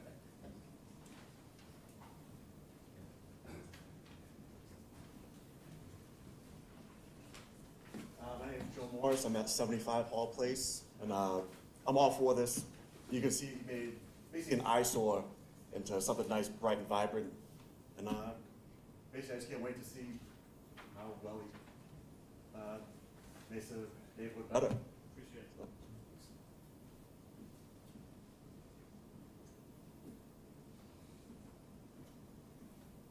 My name is Joe Montilio, I live at 41 Hall Place, and I'm for the project. He's done a beautiful job on the first house, I'm sure he's gonna do the same thing with the second one. Thank you. Thank you. My name's James Devine. Before I say opposed or not, can I take a quick look at? We're gonna do a poll, you're undecided next, but if you, this is just for in favor. Yeah, I was wondering, can I look? Yeah, sure, go ahead. I didn't even see it, sorry. And I am a. Which one would you like to see? I just want to take a quick look at the pictures here. And then, yeah, thank you. And sorry to take up everybody's time. So where is this located to the one where there's the blue house? Is there one down there with two houses just like that, I You think, can right? direct the questions through us, yes. Oh, sorry. He's about 4 houses down, is that about? Yeah, so that looks almost identical, yeah. Yeah. So, Next door. Oh, you're right next door? The cemetery is in between. Okay. oh, okay. It feels like houses, because you drive up there and it feels like a lot of space. Yeah, so we walk there a lot. We walk our dogs and everything too, and I've always seen that blue house and well maintained. So this looks great. I think nice job. Appreciate it, Mr. Devine. Anyone else in favor? There's a letter of support here. Matthew and Julie Tobin, 54 Hall Place, lifelong Quincy residents, at least partly still say to this day due to a decision this board made in 2010. We requested graciously a granted near identical variance in relation to subdividing an existing lot and constructing a new two-family home in the rear 48-foot Hall Place to support our growing family. Keep our parents close. We've had the opportunity to speak, review the plans. Having them as neighbors currently, we can speak to their character, good value, consider them a valued part of the neighborhood. Proposed project will be an improvement. Last call that part of the hearing closed. DPW. We've reviewed the submittal for the above referenced project, and our comments are as follows. Install survey monuments in property corners for the subdivision. The monuments shall be set by a professional land surveyor. Submit grading plan and utility plan for review before issuing a building permit. Upon completion of the project, as-built plans showing all utilities and building footprints need to be submitted along with a digital file. Opposed or undecided? Yes, sir.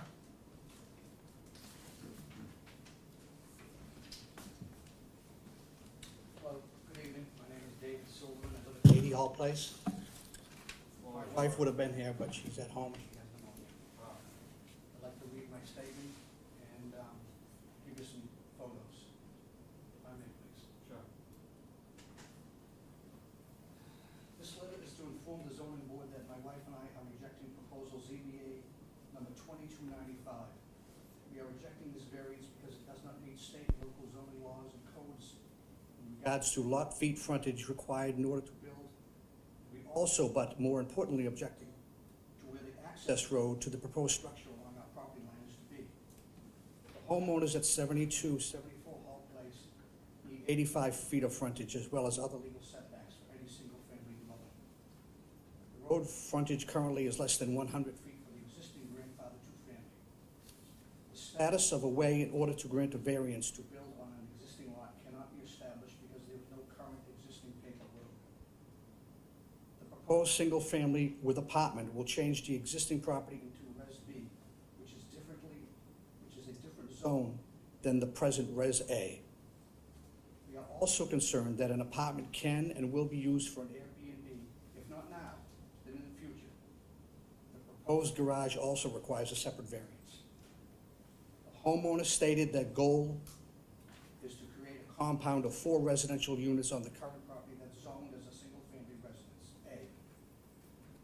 The owner has also previously stated in conversation that she wants to build her forever home. Most forever homes do not have an added apartment. And as a real estate broker, I have heard that statement many times only to discover that the real estate was all sold off after a few years and the owners went on to other projects. Quincy no longer supports pork chop lots in order to build on existing property. Because of their request to build an access road next to my property line and close to my kitchen and bedroom windows, we are claiming environmental and medical hardship. Environmental hardship because of the noise and air pollution from the snow plows at 5 in the morning, the landscapers at 7 in the morning, and the postal and Amazon trucks. The owner there, from what I learned, wakes up at 4 and leaves at 6. So you can rest assured that that access road, which is over 200 feet, is gonna have to be plowed.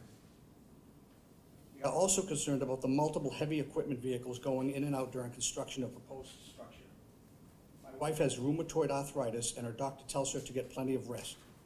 We feel that her rest and health will be compromised as a result of an access road too close to our home. We are also objecting to this variance because of where the proposed access road is to be. It was originally to be installed on the left side of the existing building numbered 72 Hall Place. And we were fine with that. However, the plans were changed at the last minute to reflect an access road closer to our bedroom and kitchen windows, where we spend a great deal of time. I was told by the owner of 7274 Hall Place that the driveway had to be changed because the fire trucks couldn't access via 72 Hall Place to the proposed new structure. I visited the Quincy Fire Department yesterday morning and spoke to 3 of Lieutenant Joseph Callahan's employees. And they all told me that the Quincy Fire Department does not have a minimum driveway clearance opening for their fire trucks. In addition, the driveway at 72 is wider than the driveway at 74. So I am not sure why or who changed the access road from 72 to 74 Hall Place. 50 Hall Place, which has an access road to a house in the rear, has a 15-foot wide access road driveway. So I do not understand the mathematical change from 72 to 74 Hall for an access road. In addition, 72 Hall Place's existing driveway is 24 feet wide. Point in fact, wider than the existing driveway at 74 Hall Place, which is slightly under 20 feet. Each driveway needs to be a minimum of 20 feet per Quincy Building Department requirements. I have some pictures here I'd like to submit. May I approach? Yes.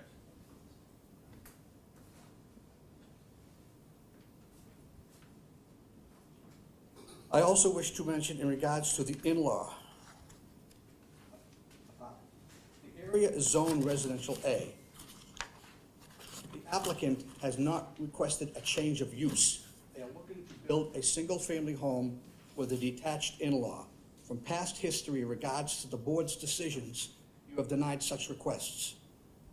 This quote in-law apartment that is being presented as a home for someone's parents has a detached entrance on the 2nd floor with a 1.5 bath and a bedroom on the 3rd floor. Most elderly parents want to live on one level. Please note that this is not being created as an in-law, but as a resale add-on, which is a 1-bedroom rental. This helps the applicant upon resale, so they can then have the use changed to a 2-family for resale value.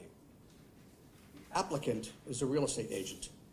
In real estate law, there is a clause that values and enforces quiet enjoyment, as well as peaceful living within the confines of your home and property. We hope and pray that the board can help us seniors live out the rest of our lives in peaceful and quiet enjoyment on the very property we have owned since August of 1989. In closing, in lieu of a satisfactory finding here tonight, the owners of Hall Place, for the owners of Hall Place, I urge the board to postpone their findings on this variance until they can get a clarification on the roadway driveway issue in regards to left or right of the subject property. Please note that the homeowner applying for this variance is the current Quincy assessor.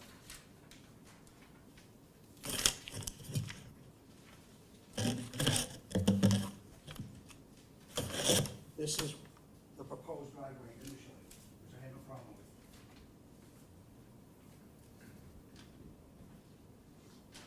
Thank you for your time. Any questions? Appreciate it. Thank you.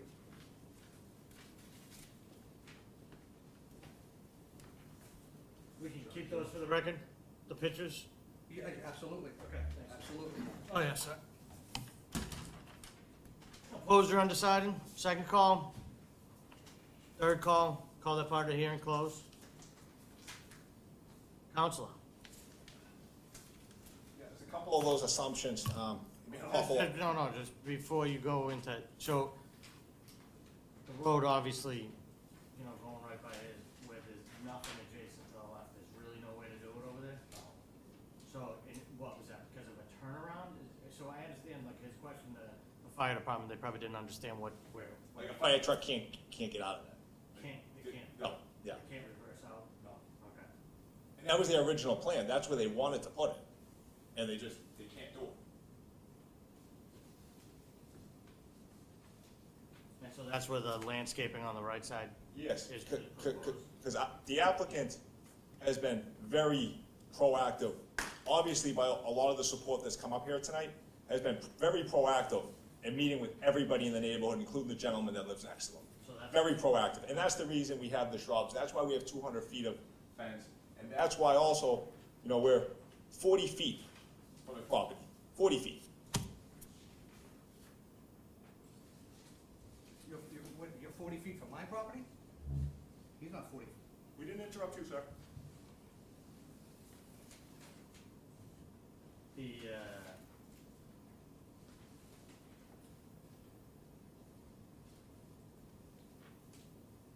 So the driveway, you're saying? Yeah. Comments? You have? It's, Where is your driveway coming in from? Our proposed driveway is going to come in here. Okay, and his house is? His home is here. Yeah. So at this point, where the driveway enters, we're close to the property line. Okay. But as we progress down, you can see we've got plenty of airspace between the two houses. And you're proposing the arborvitae's all the way down from that point, basically from your turn in after? 10 to 12 foot arborvitae's, we're keeping them back from the edge of the road so that when you're pulling out. Yeah, so you can see, yeah. And then we can run them as far down as need be. We ran them down as far as the driveway goes, but we could run them to the end. And we're also proposing a 6-foot cedar fence there. Okay. Any questions? Not at this time. No question. Would 8-foot fence make a difference? Do you think would 8-foot fence make a difference? Excuse me? Would 8-foot fence make a difference? What? Would an 8-foot fence make a difference for you? No, I don't want a road there. Okay. And also, if I may, this proposed driveway, he wants to put in a access road plus a driveway. So if the width of the driveway is 20 feet, and he puts in an 8-foot wide driveway, that means he's got a 12-foot access roadway. That's extremely narrow. On the other side, he has a full 24 feet with no driveway.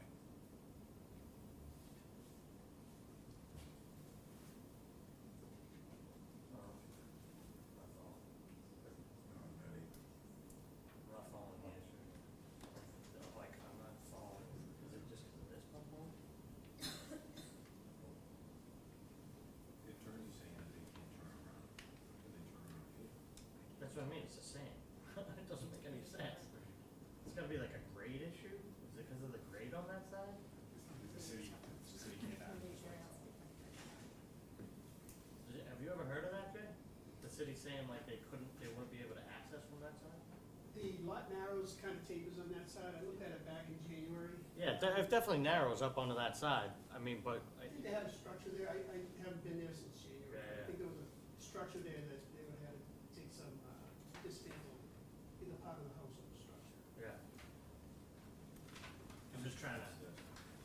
you know, try and find a neighborly solution, you know, like in the interest of. No, and I get it. They met with everybody in the neighborhood. No, I They get do it. good work, and the assumption that they're gonna turn into some kind of Airbnb is. Well, I can't anyways, it's residents. Right.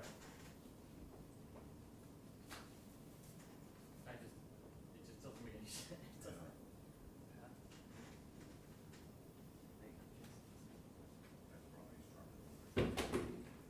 Is that the back left corner of your current home, is that structural, is that structural support? Currently, is that like wide, but, I mean, what's like the staircase, we're just looking at the front. So, these are decks here. Okay. We would have to, right now, there's, say, 10 to 12 feet between the deck and the Yeah, property line. yeah. We would have to dismantle the deck, and then the driveway would be, you still need a stair there to get into the house, so you've only got 17 to 18 feet there, so it's extremely tight. There's no open air Bigger space. than my driveway. No, the driveway itself. In here, you've got plenty of open air space. Yeah, yeah, The but you also have driveway- no, The driveway that he referenced over here is 15 feet wide, Yeah. but there's wide Well, I'm open just- air space around it. John, So, I'm just this saying. is a choking point, I get it, but whereas there's this nobody. is wide open.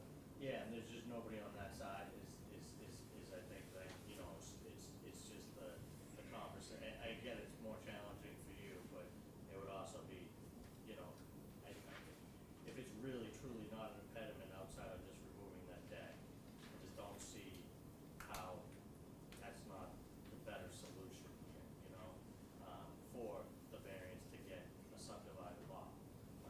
That's just me thinking out loud, the board might have different feelings. But you know, you hear a neighbor who's been here for, you know, we've heard it all night, you know, 30+ years. And I know you guys have as well, so, you know, I think that, you know, roles were reversed, you'd be like, just put the driveway on the other side. Charlie, you got any comments? I don't see it an issue with either way if you shield it and protect it with the arborvitae's and Okay. again, that's, Okay. but the key piece if you went the other way. You know, if you went to the other side. Well, there's no problem, I mean, it's the city of Quincy land, Right. it's just what I'm thinking, like, it's neighbors- never gonna be built there, it's never The gonna neighbors bother over there anybody. wouldn't object. They never, no, yeah, they're gonna be awfully silent. That's all I got. I mean, you're looking at what, 200 feet of expensive fencing and how many arborvitae's? Right down the lane, probably, Yeah. so it's close to $40,000 worth of, between the trees and the fence. Kind of a nice buffer. Yeah, I'm wondering, not to put the architect on the spot, but the architect is here, and I wonder, you know, maybe addressing the whole issue of that deck and maybe rearranging the staircase so that that driveway can go down the left. Is that at all possible? That would be the other, I mean, you didn't look at that property. Yeah. probably, but- Well, yeah, it's true, you focused on the new house, not the Yeah, yeah. old house. Look at the choke point here, even if you blow that off, how, property line to the house is what, 17 feet? Yeah, that's what Not you said, 20, so, 7, yeah. 10. Well, what's mandatory for a driveway? What's required? 12. Council Mahoney, I know you had some comments there, sorry, I didn't mean to. That's okay. I'm not used to being in this seat, you know, so So I this is- apologize. So Colin and her husband were my neighbors, and they did a great job up on River Street. And now I know they're on Hall Place, I know what they've done on Hall Place, and they've done a fantastic job on Hall Place. And they're here for, to get the frontage, so they can get the back, that's the areas they need. But one of the things I did say when I was speaking with Colin about this is that you really have to look at all the neighbors, not just 90% of the neighbors that are really happy, then you have one neighbor that's not, and all we're talking about is moving to the other side. And I realize that they're gonna be putting expensive fencing and expensive, landscaping that will go down that side, but it's not gonna solve the problem with the neighbor that spoke tonight. So, and I know you're listening to them, but I think there's a compromise that can happen, and I think both parties can get to where they want. The concern that I've also heard was that in-law apartment, and, I understand where that's coming from, I'm taking care of my mom, she lives in the street, so she's not in an in-law apartment, she's in her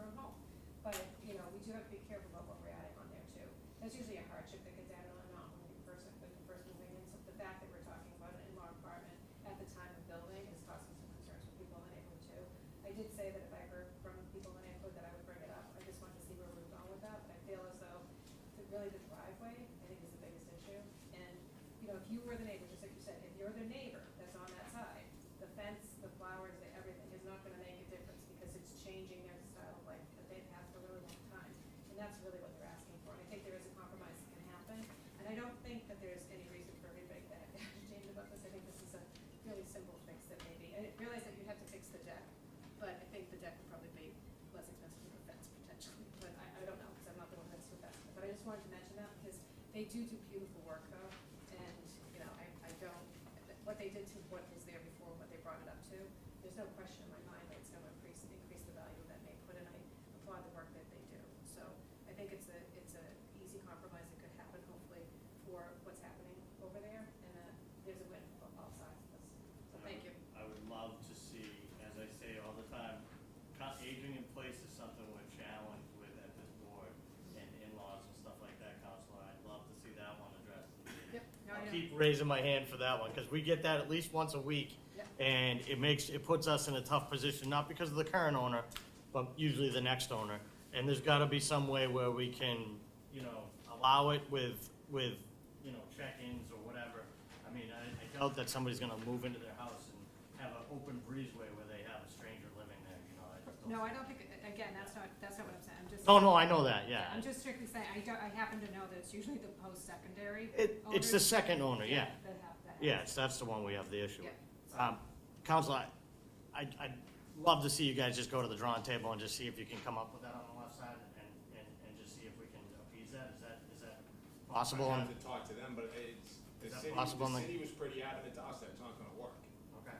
I mean, or if we can have the city tell us that it won't work. We have a letter. Is the letter on the record? I don't think so. Sorry. That's all right. That's all right, appreciate it. I think.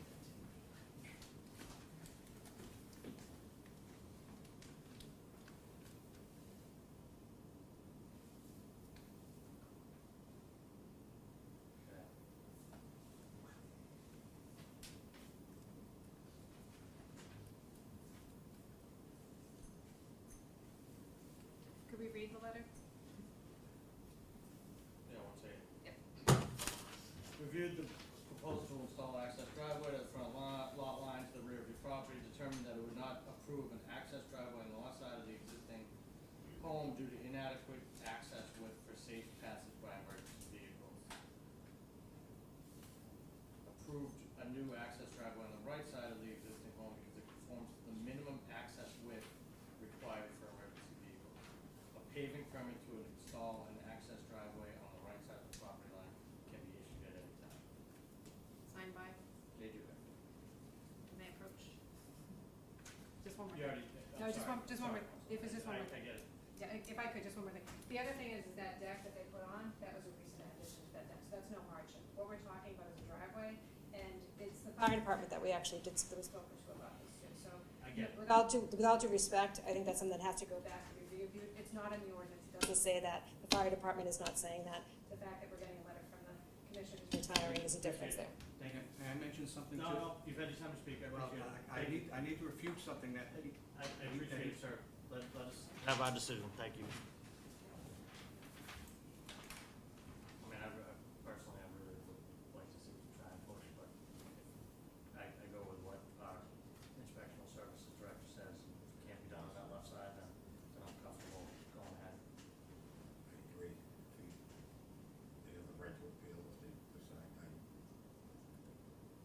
I'm sure they're gonna spend $50,000 to whatever. Spruce up on the right side, yeah. And now you don't have to do it if you move to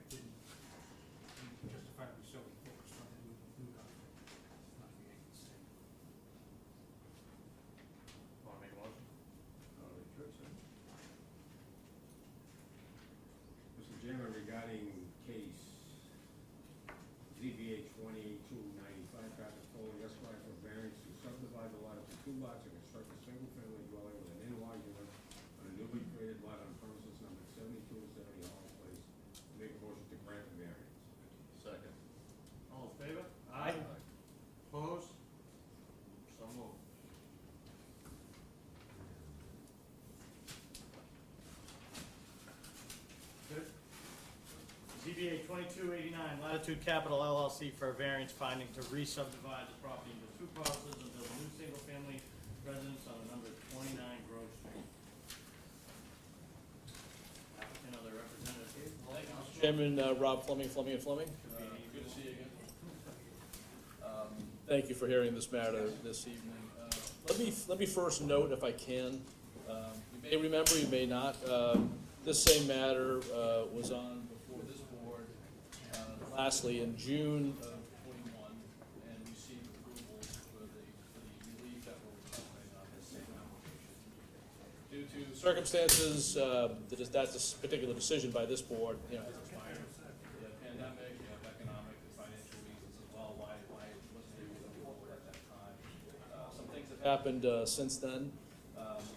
So again, I do represent the now owner, Latitude Capital LLC, who again is proposing requesting the same relief that was requested back in '21. So again, the address is 29 Grove Street in West Quincy. This is a pretty oversized lot for a resident A district. It's about 14,830 square feet. In fact, it's recognized both with the registry of deeds and plans that have been recorded, as well as the city's assessors office, as two lots now. Because of same ownership, these lots have merged. So this is really a request to kind of re-subdivide, and be able to build a single-family residence, which is allowed on the new parcel to the rear. So it's presently approved by a single-family residence on the south side of the property fronting Grove Street, as well as a 25-foot wide private way. It's on paper. What I'd like to do is just provide this board with just the assessor's plan of this particular lot. Kind of, I've highlighted this private way as well.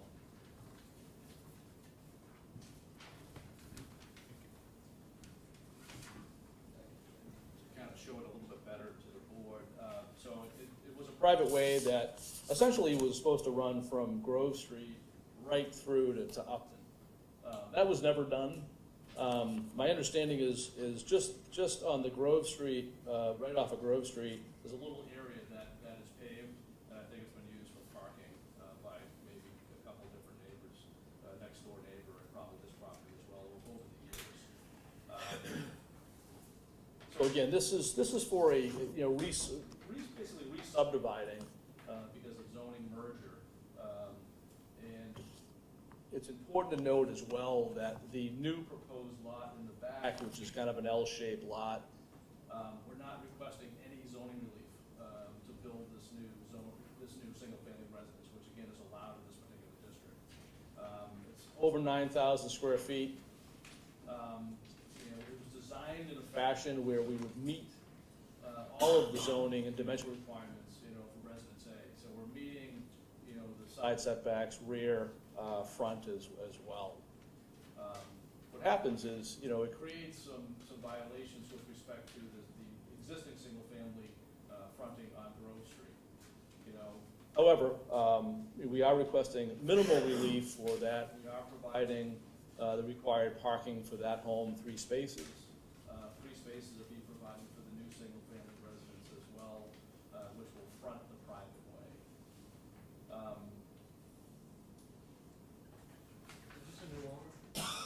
This is a new owner. The property, my client back in '21 had sold the entire parcel.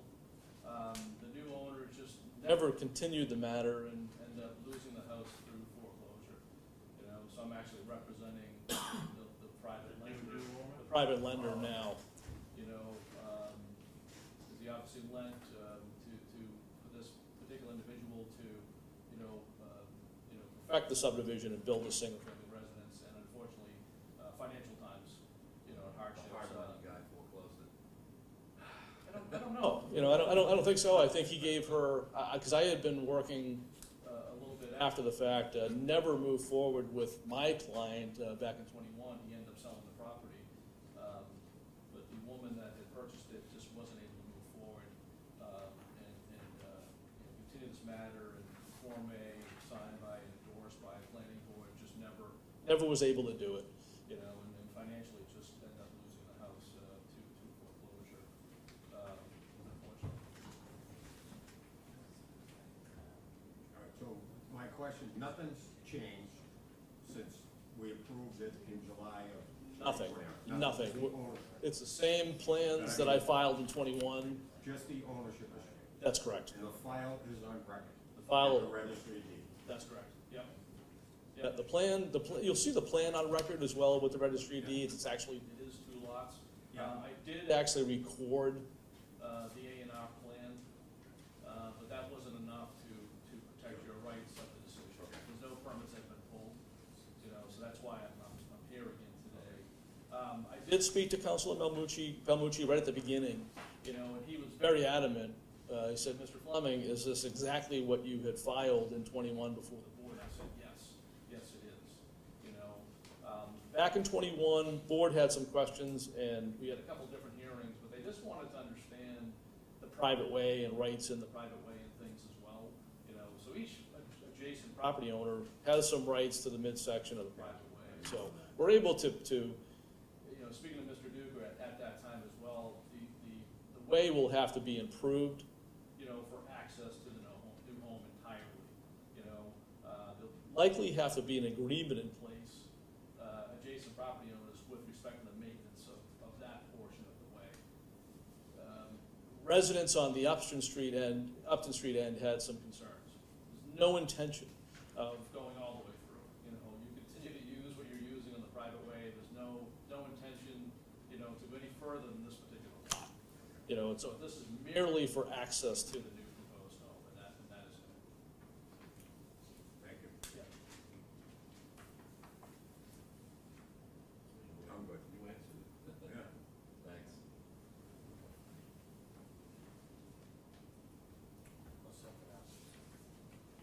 Anyone want to speak in favor?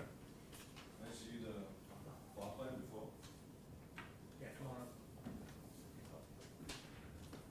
This is just the assessors, that's the highlight is the private way. Sure. Yeah, did we, lot, does he see plans on the house? No, all we did was we subdivided the lot. We didn't see any. It was, the location was exactly the same. The biggest issue was That's what I'm trying to ownership read. of the ownership of the private way. This is all existing, yeah, so this, New house are going in. this L We had here. a discussion So that he the worked private in way, The private way is not gonna go all the way up. We're not approaching each beyond. person owns half All of it. right. Counselor, so, just so I'm clear. Yeah.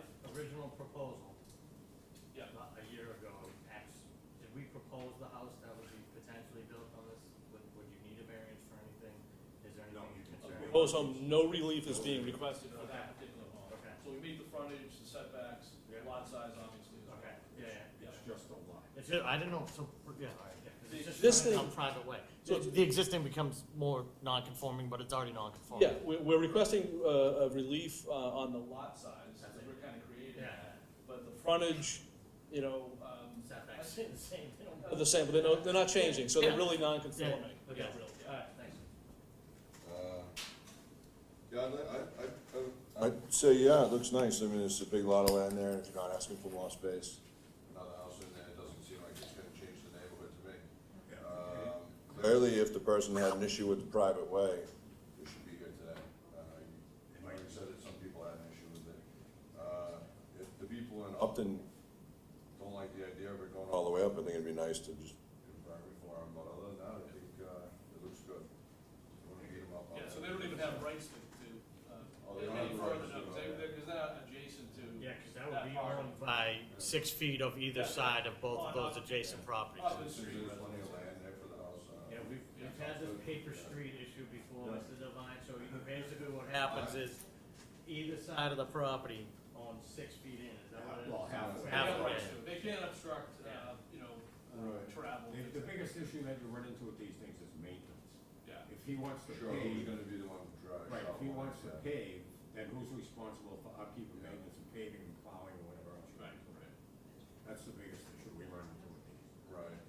Well, I guess, hopefully they know, and they should be there. That's it, Once yeah. again, Brian Palmucci, we all know is at top. But if it was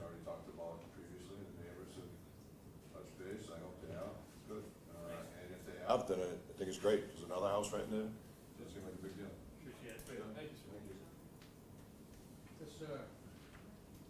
Name and address. Gentlemen, ladies, I'm Peter Moran, I live at 92 Grove Street. Good evening, Mr. Duca. I don't speak against this or for it. I have questions about the frontage on Grove Street, the access. It's around the corner. I was before this board years ago with Steve DeRoche, God rest his soul, and I withdrew my application at that time. I was requesting relief on the frontage, 85 feet of frontage, and I was looking for 50 feet. Most of this street is 50 feet of frontage. So my question on this one, how many feet of frontage is this? I know you're calling it a paper street. Part of my lot is also a paper street. So I'm here looking for information for my future, and I'm not speaking against this or for it. It looks like if you add it up, it's about 105-ish, 104. Because of the corner lot? No, just on the private way, because that'd be your frontage is on the private way. You're talking about the frontage on the new home? The frontage on Grove On the Street. existing? The So the frontage- existing. Frontage for Grove Street. Well, that doesn't change. Yeah, but I think it's 50. So it appears to be a driveway next to the house, that's about. Well, that's the private way. That's the private way. Yeah. So that doesn't, it's not part of their property anyway. They don't have any, they're not paying taxes on it. Exactly, same with the private way, Correct. Right. It was given to me by the city, half of it, half to the neighbors. Yeah, just like we just done, yeah. Yeah. Similar to this. So I don't have a problem with it, if the neighbors don't have a problem with it. I was just concerned about the frontage. If this was getting relief on the frontage, similar to this Hall Street recently received their example. Maybe before in the future. We'll be here, Mr. Moran. So, Anyone else want to speak in favor? Third call. Call that part of the hearing closed. This is just a letter from Councilor DeBona letting people know that he mailed 600 Woodford residents, notifying them of the meeting tonight. Opposed or undecided? First call.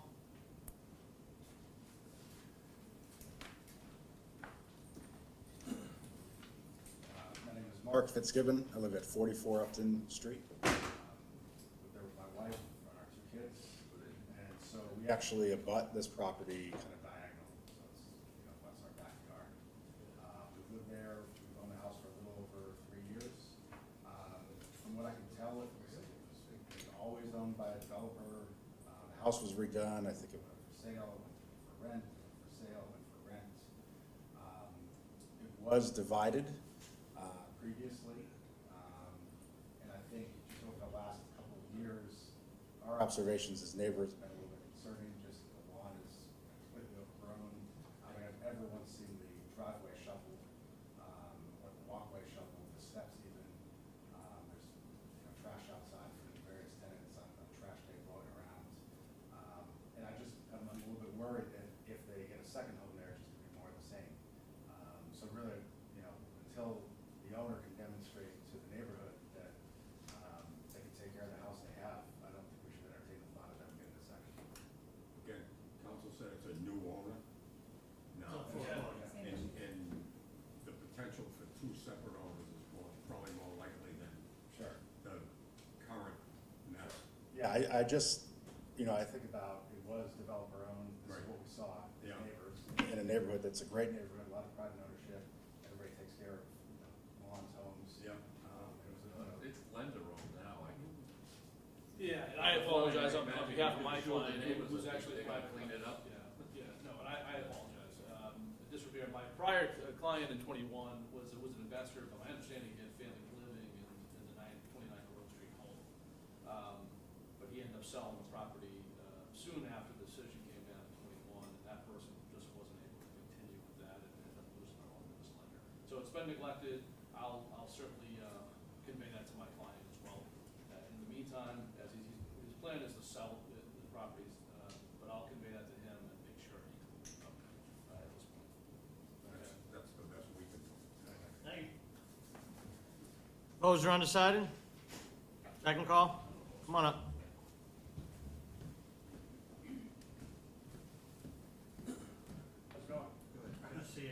Keeping It's you easy, active. it's easy the second time. So I'm Chris Bell, 40 Upton Street. Then again, we're still talking about traffic. I will say one thing that I think you should take consideration.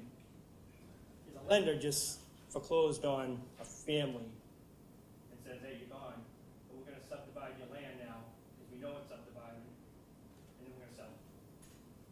That's heartening, you know what I'm saying, I really do.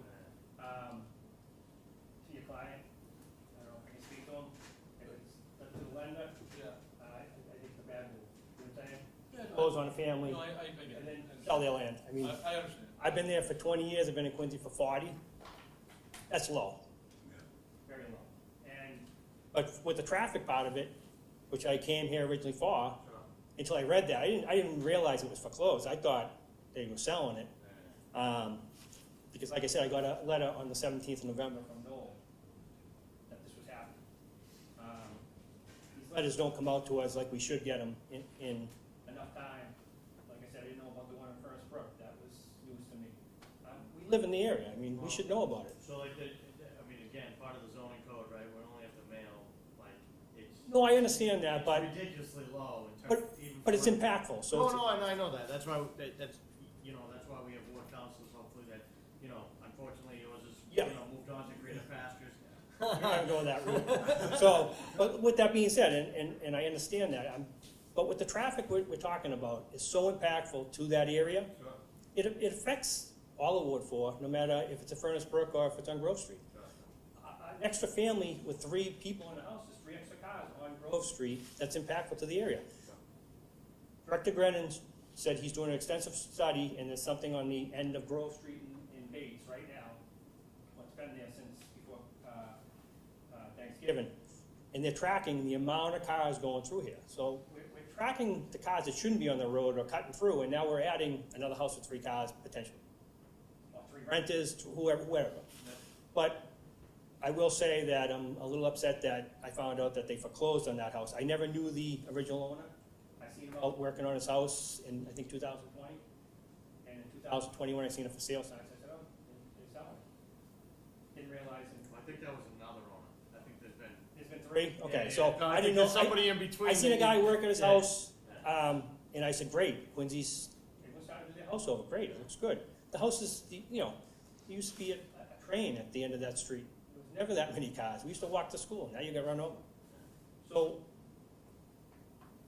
just because we have an empty lot doesn't mean we can build it. Like, this gentleman that came down and asked some questions about it. Soon enough, you're gonna have houses built between every one of those houses because they're all big lots.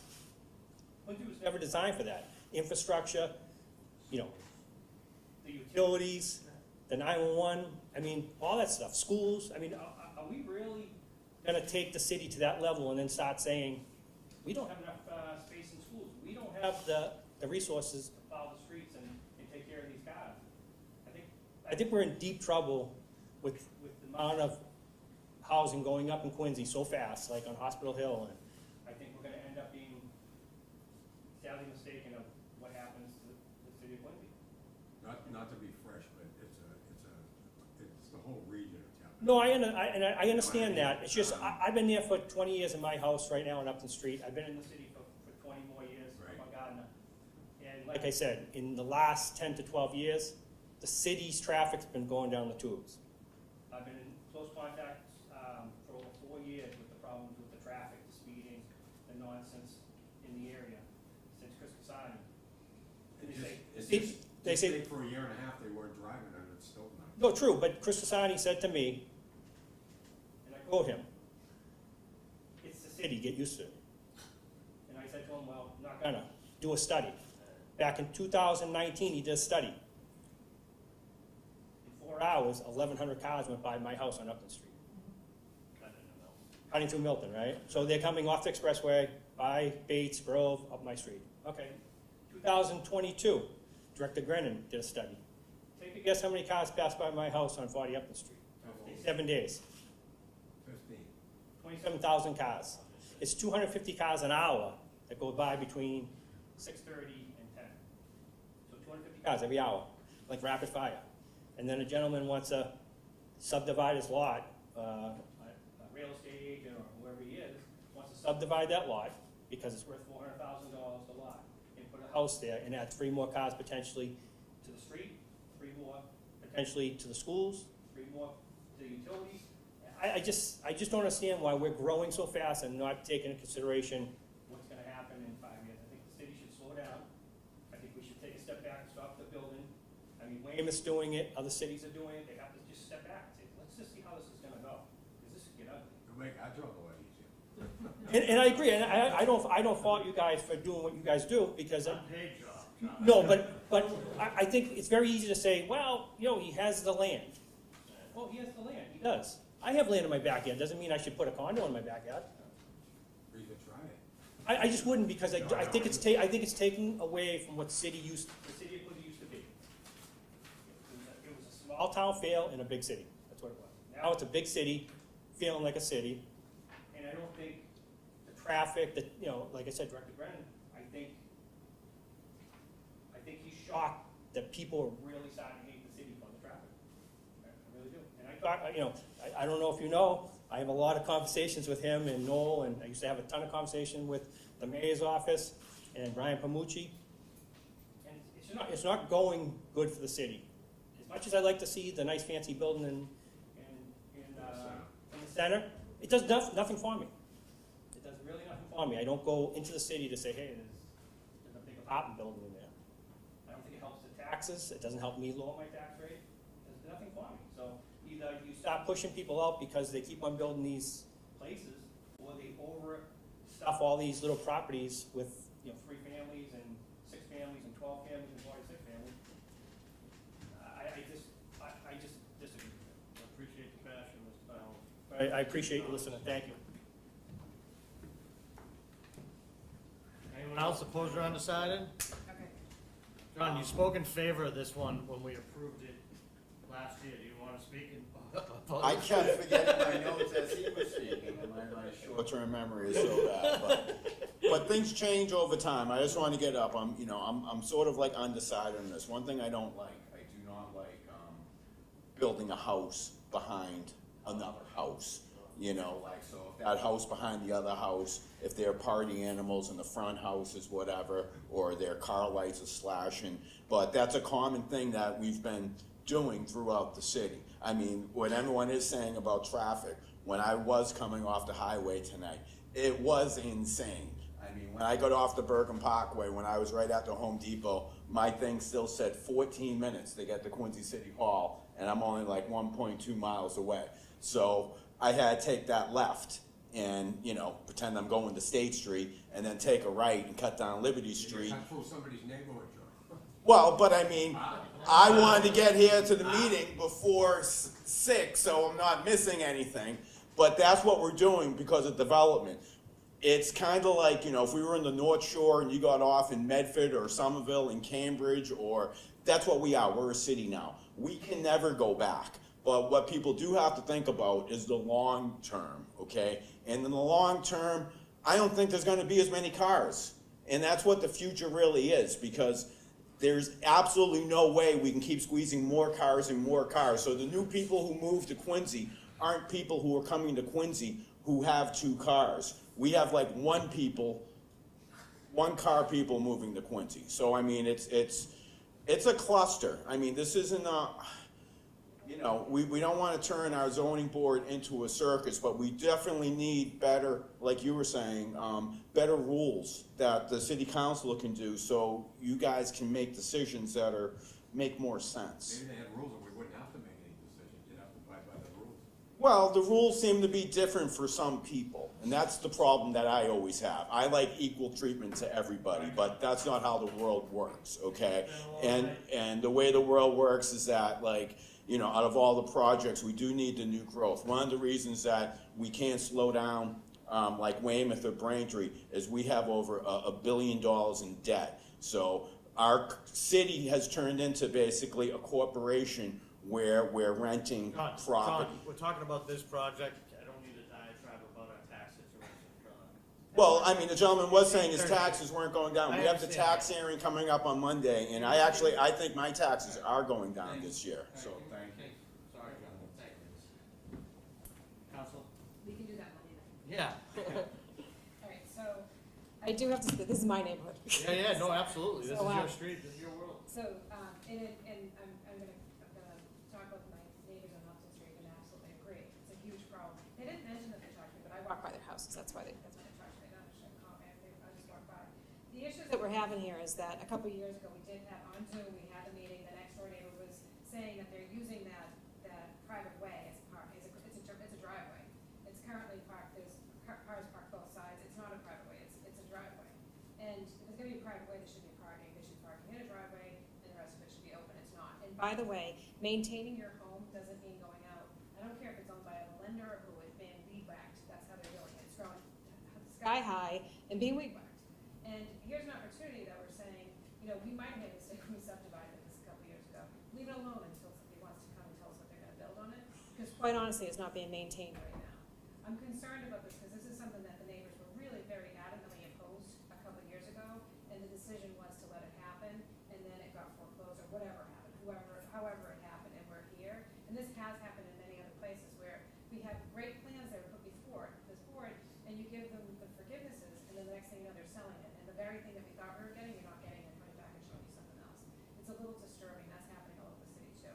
And, we can keep saying that it's, up to the councils to make the rules, but we do have really good rules here at the city, at the ZBA too, and we do have to enforce them as well. And I know you all do, I'm just concerned because all of the things that they mentioned are very true. Traffic study that's happening, the cut through that's happening, the way people are driving, it is the Wild West in West Quincy to try to get into the other side of the city. So get across the highway, it's all, that is cut through traffic. And by the way, it does say no entrance, the police don't enforce that either. So I understand that there's a lot of issues, but if we keep adding to the street and we narrow Grove Street as well to try to make it slower, so as you go up to Grove Street, it's actually more dangerous because it's very narrow. So if you're trying to get into your neighborhood, it's a little bit further up.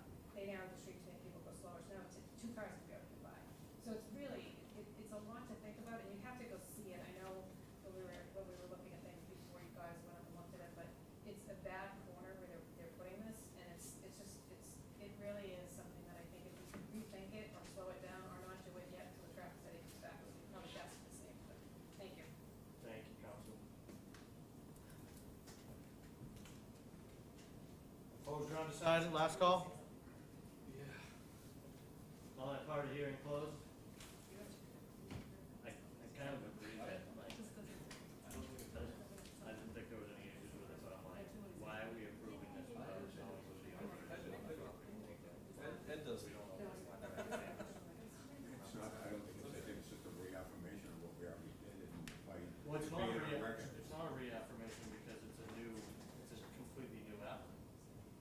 Yeah. If it was still the same guy, we've reaffirmed cases before where it's simple, easy, hey, I let this expire, I haven't been able to find a builder. This is an entirely new applicant, right? I mean, technically. I'm only looking at the subdivision as a lot, so. Yeah, I never saw that. except it'll be a by right project, because you're gonna consider the If private way. If they meet all the, we're never gonna see it. Yeah, that's what I mean, like, you're kind of leaving it up to chance. Most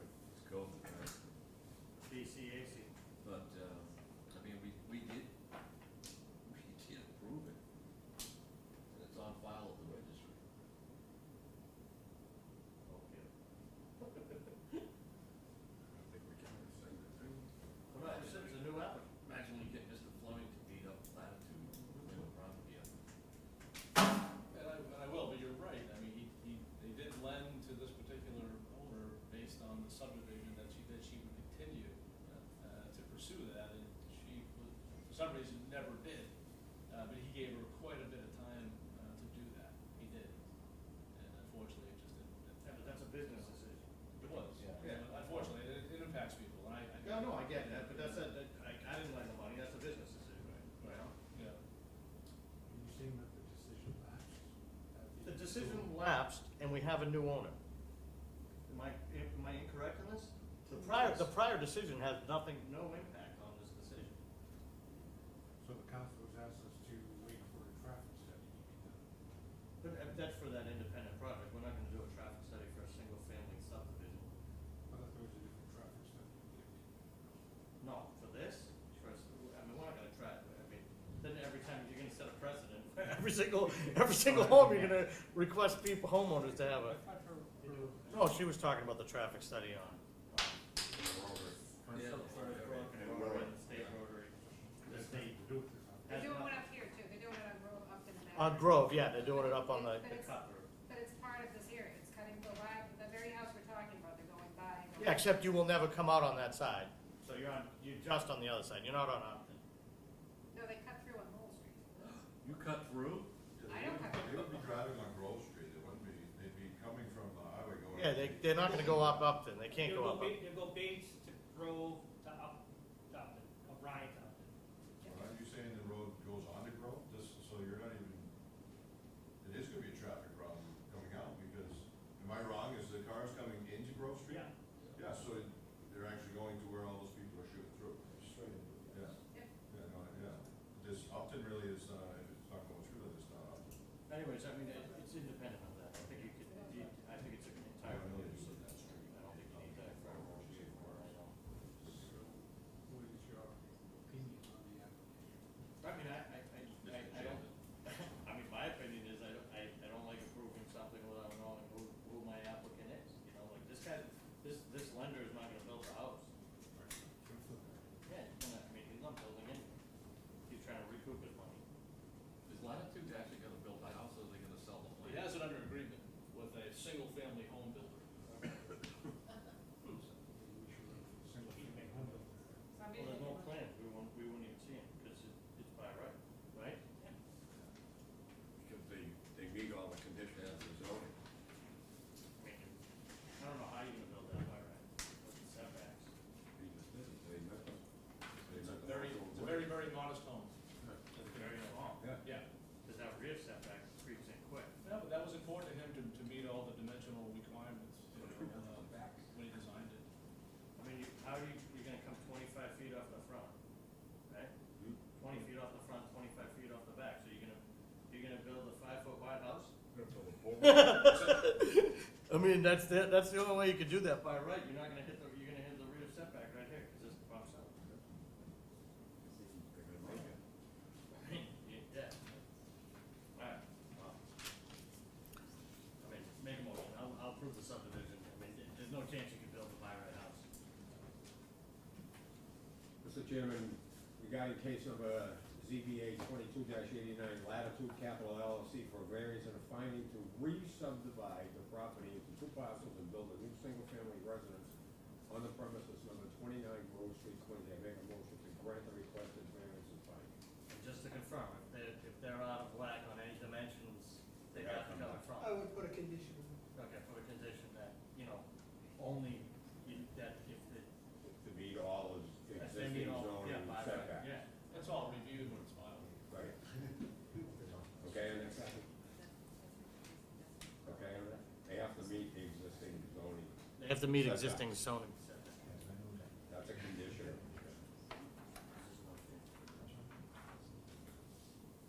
So the property has to be completely by right, is that what you're Yeah. saying? Yeah, or without that, or they have to come back in front. Okay, second. All in favor?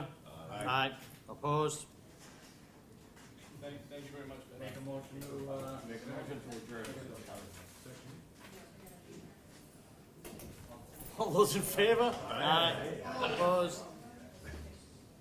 Thank you. I thought you retired.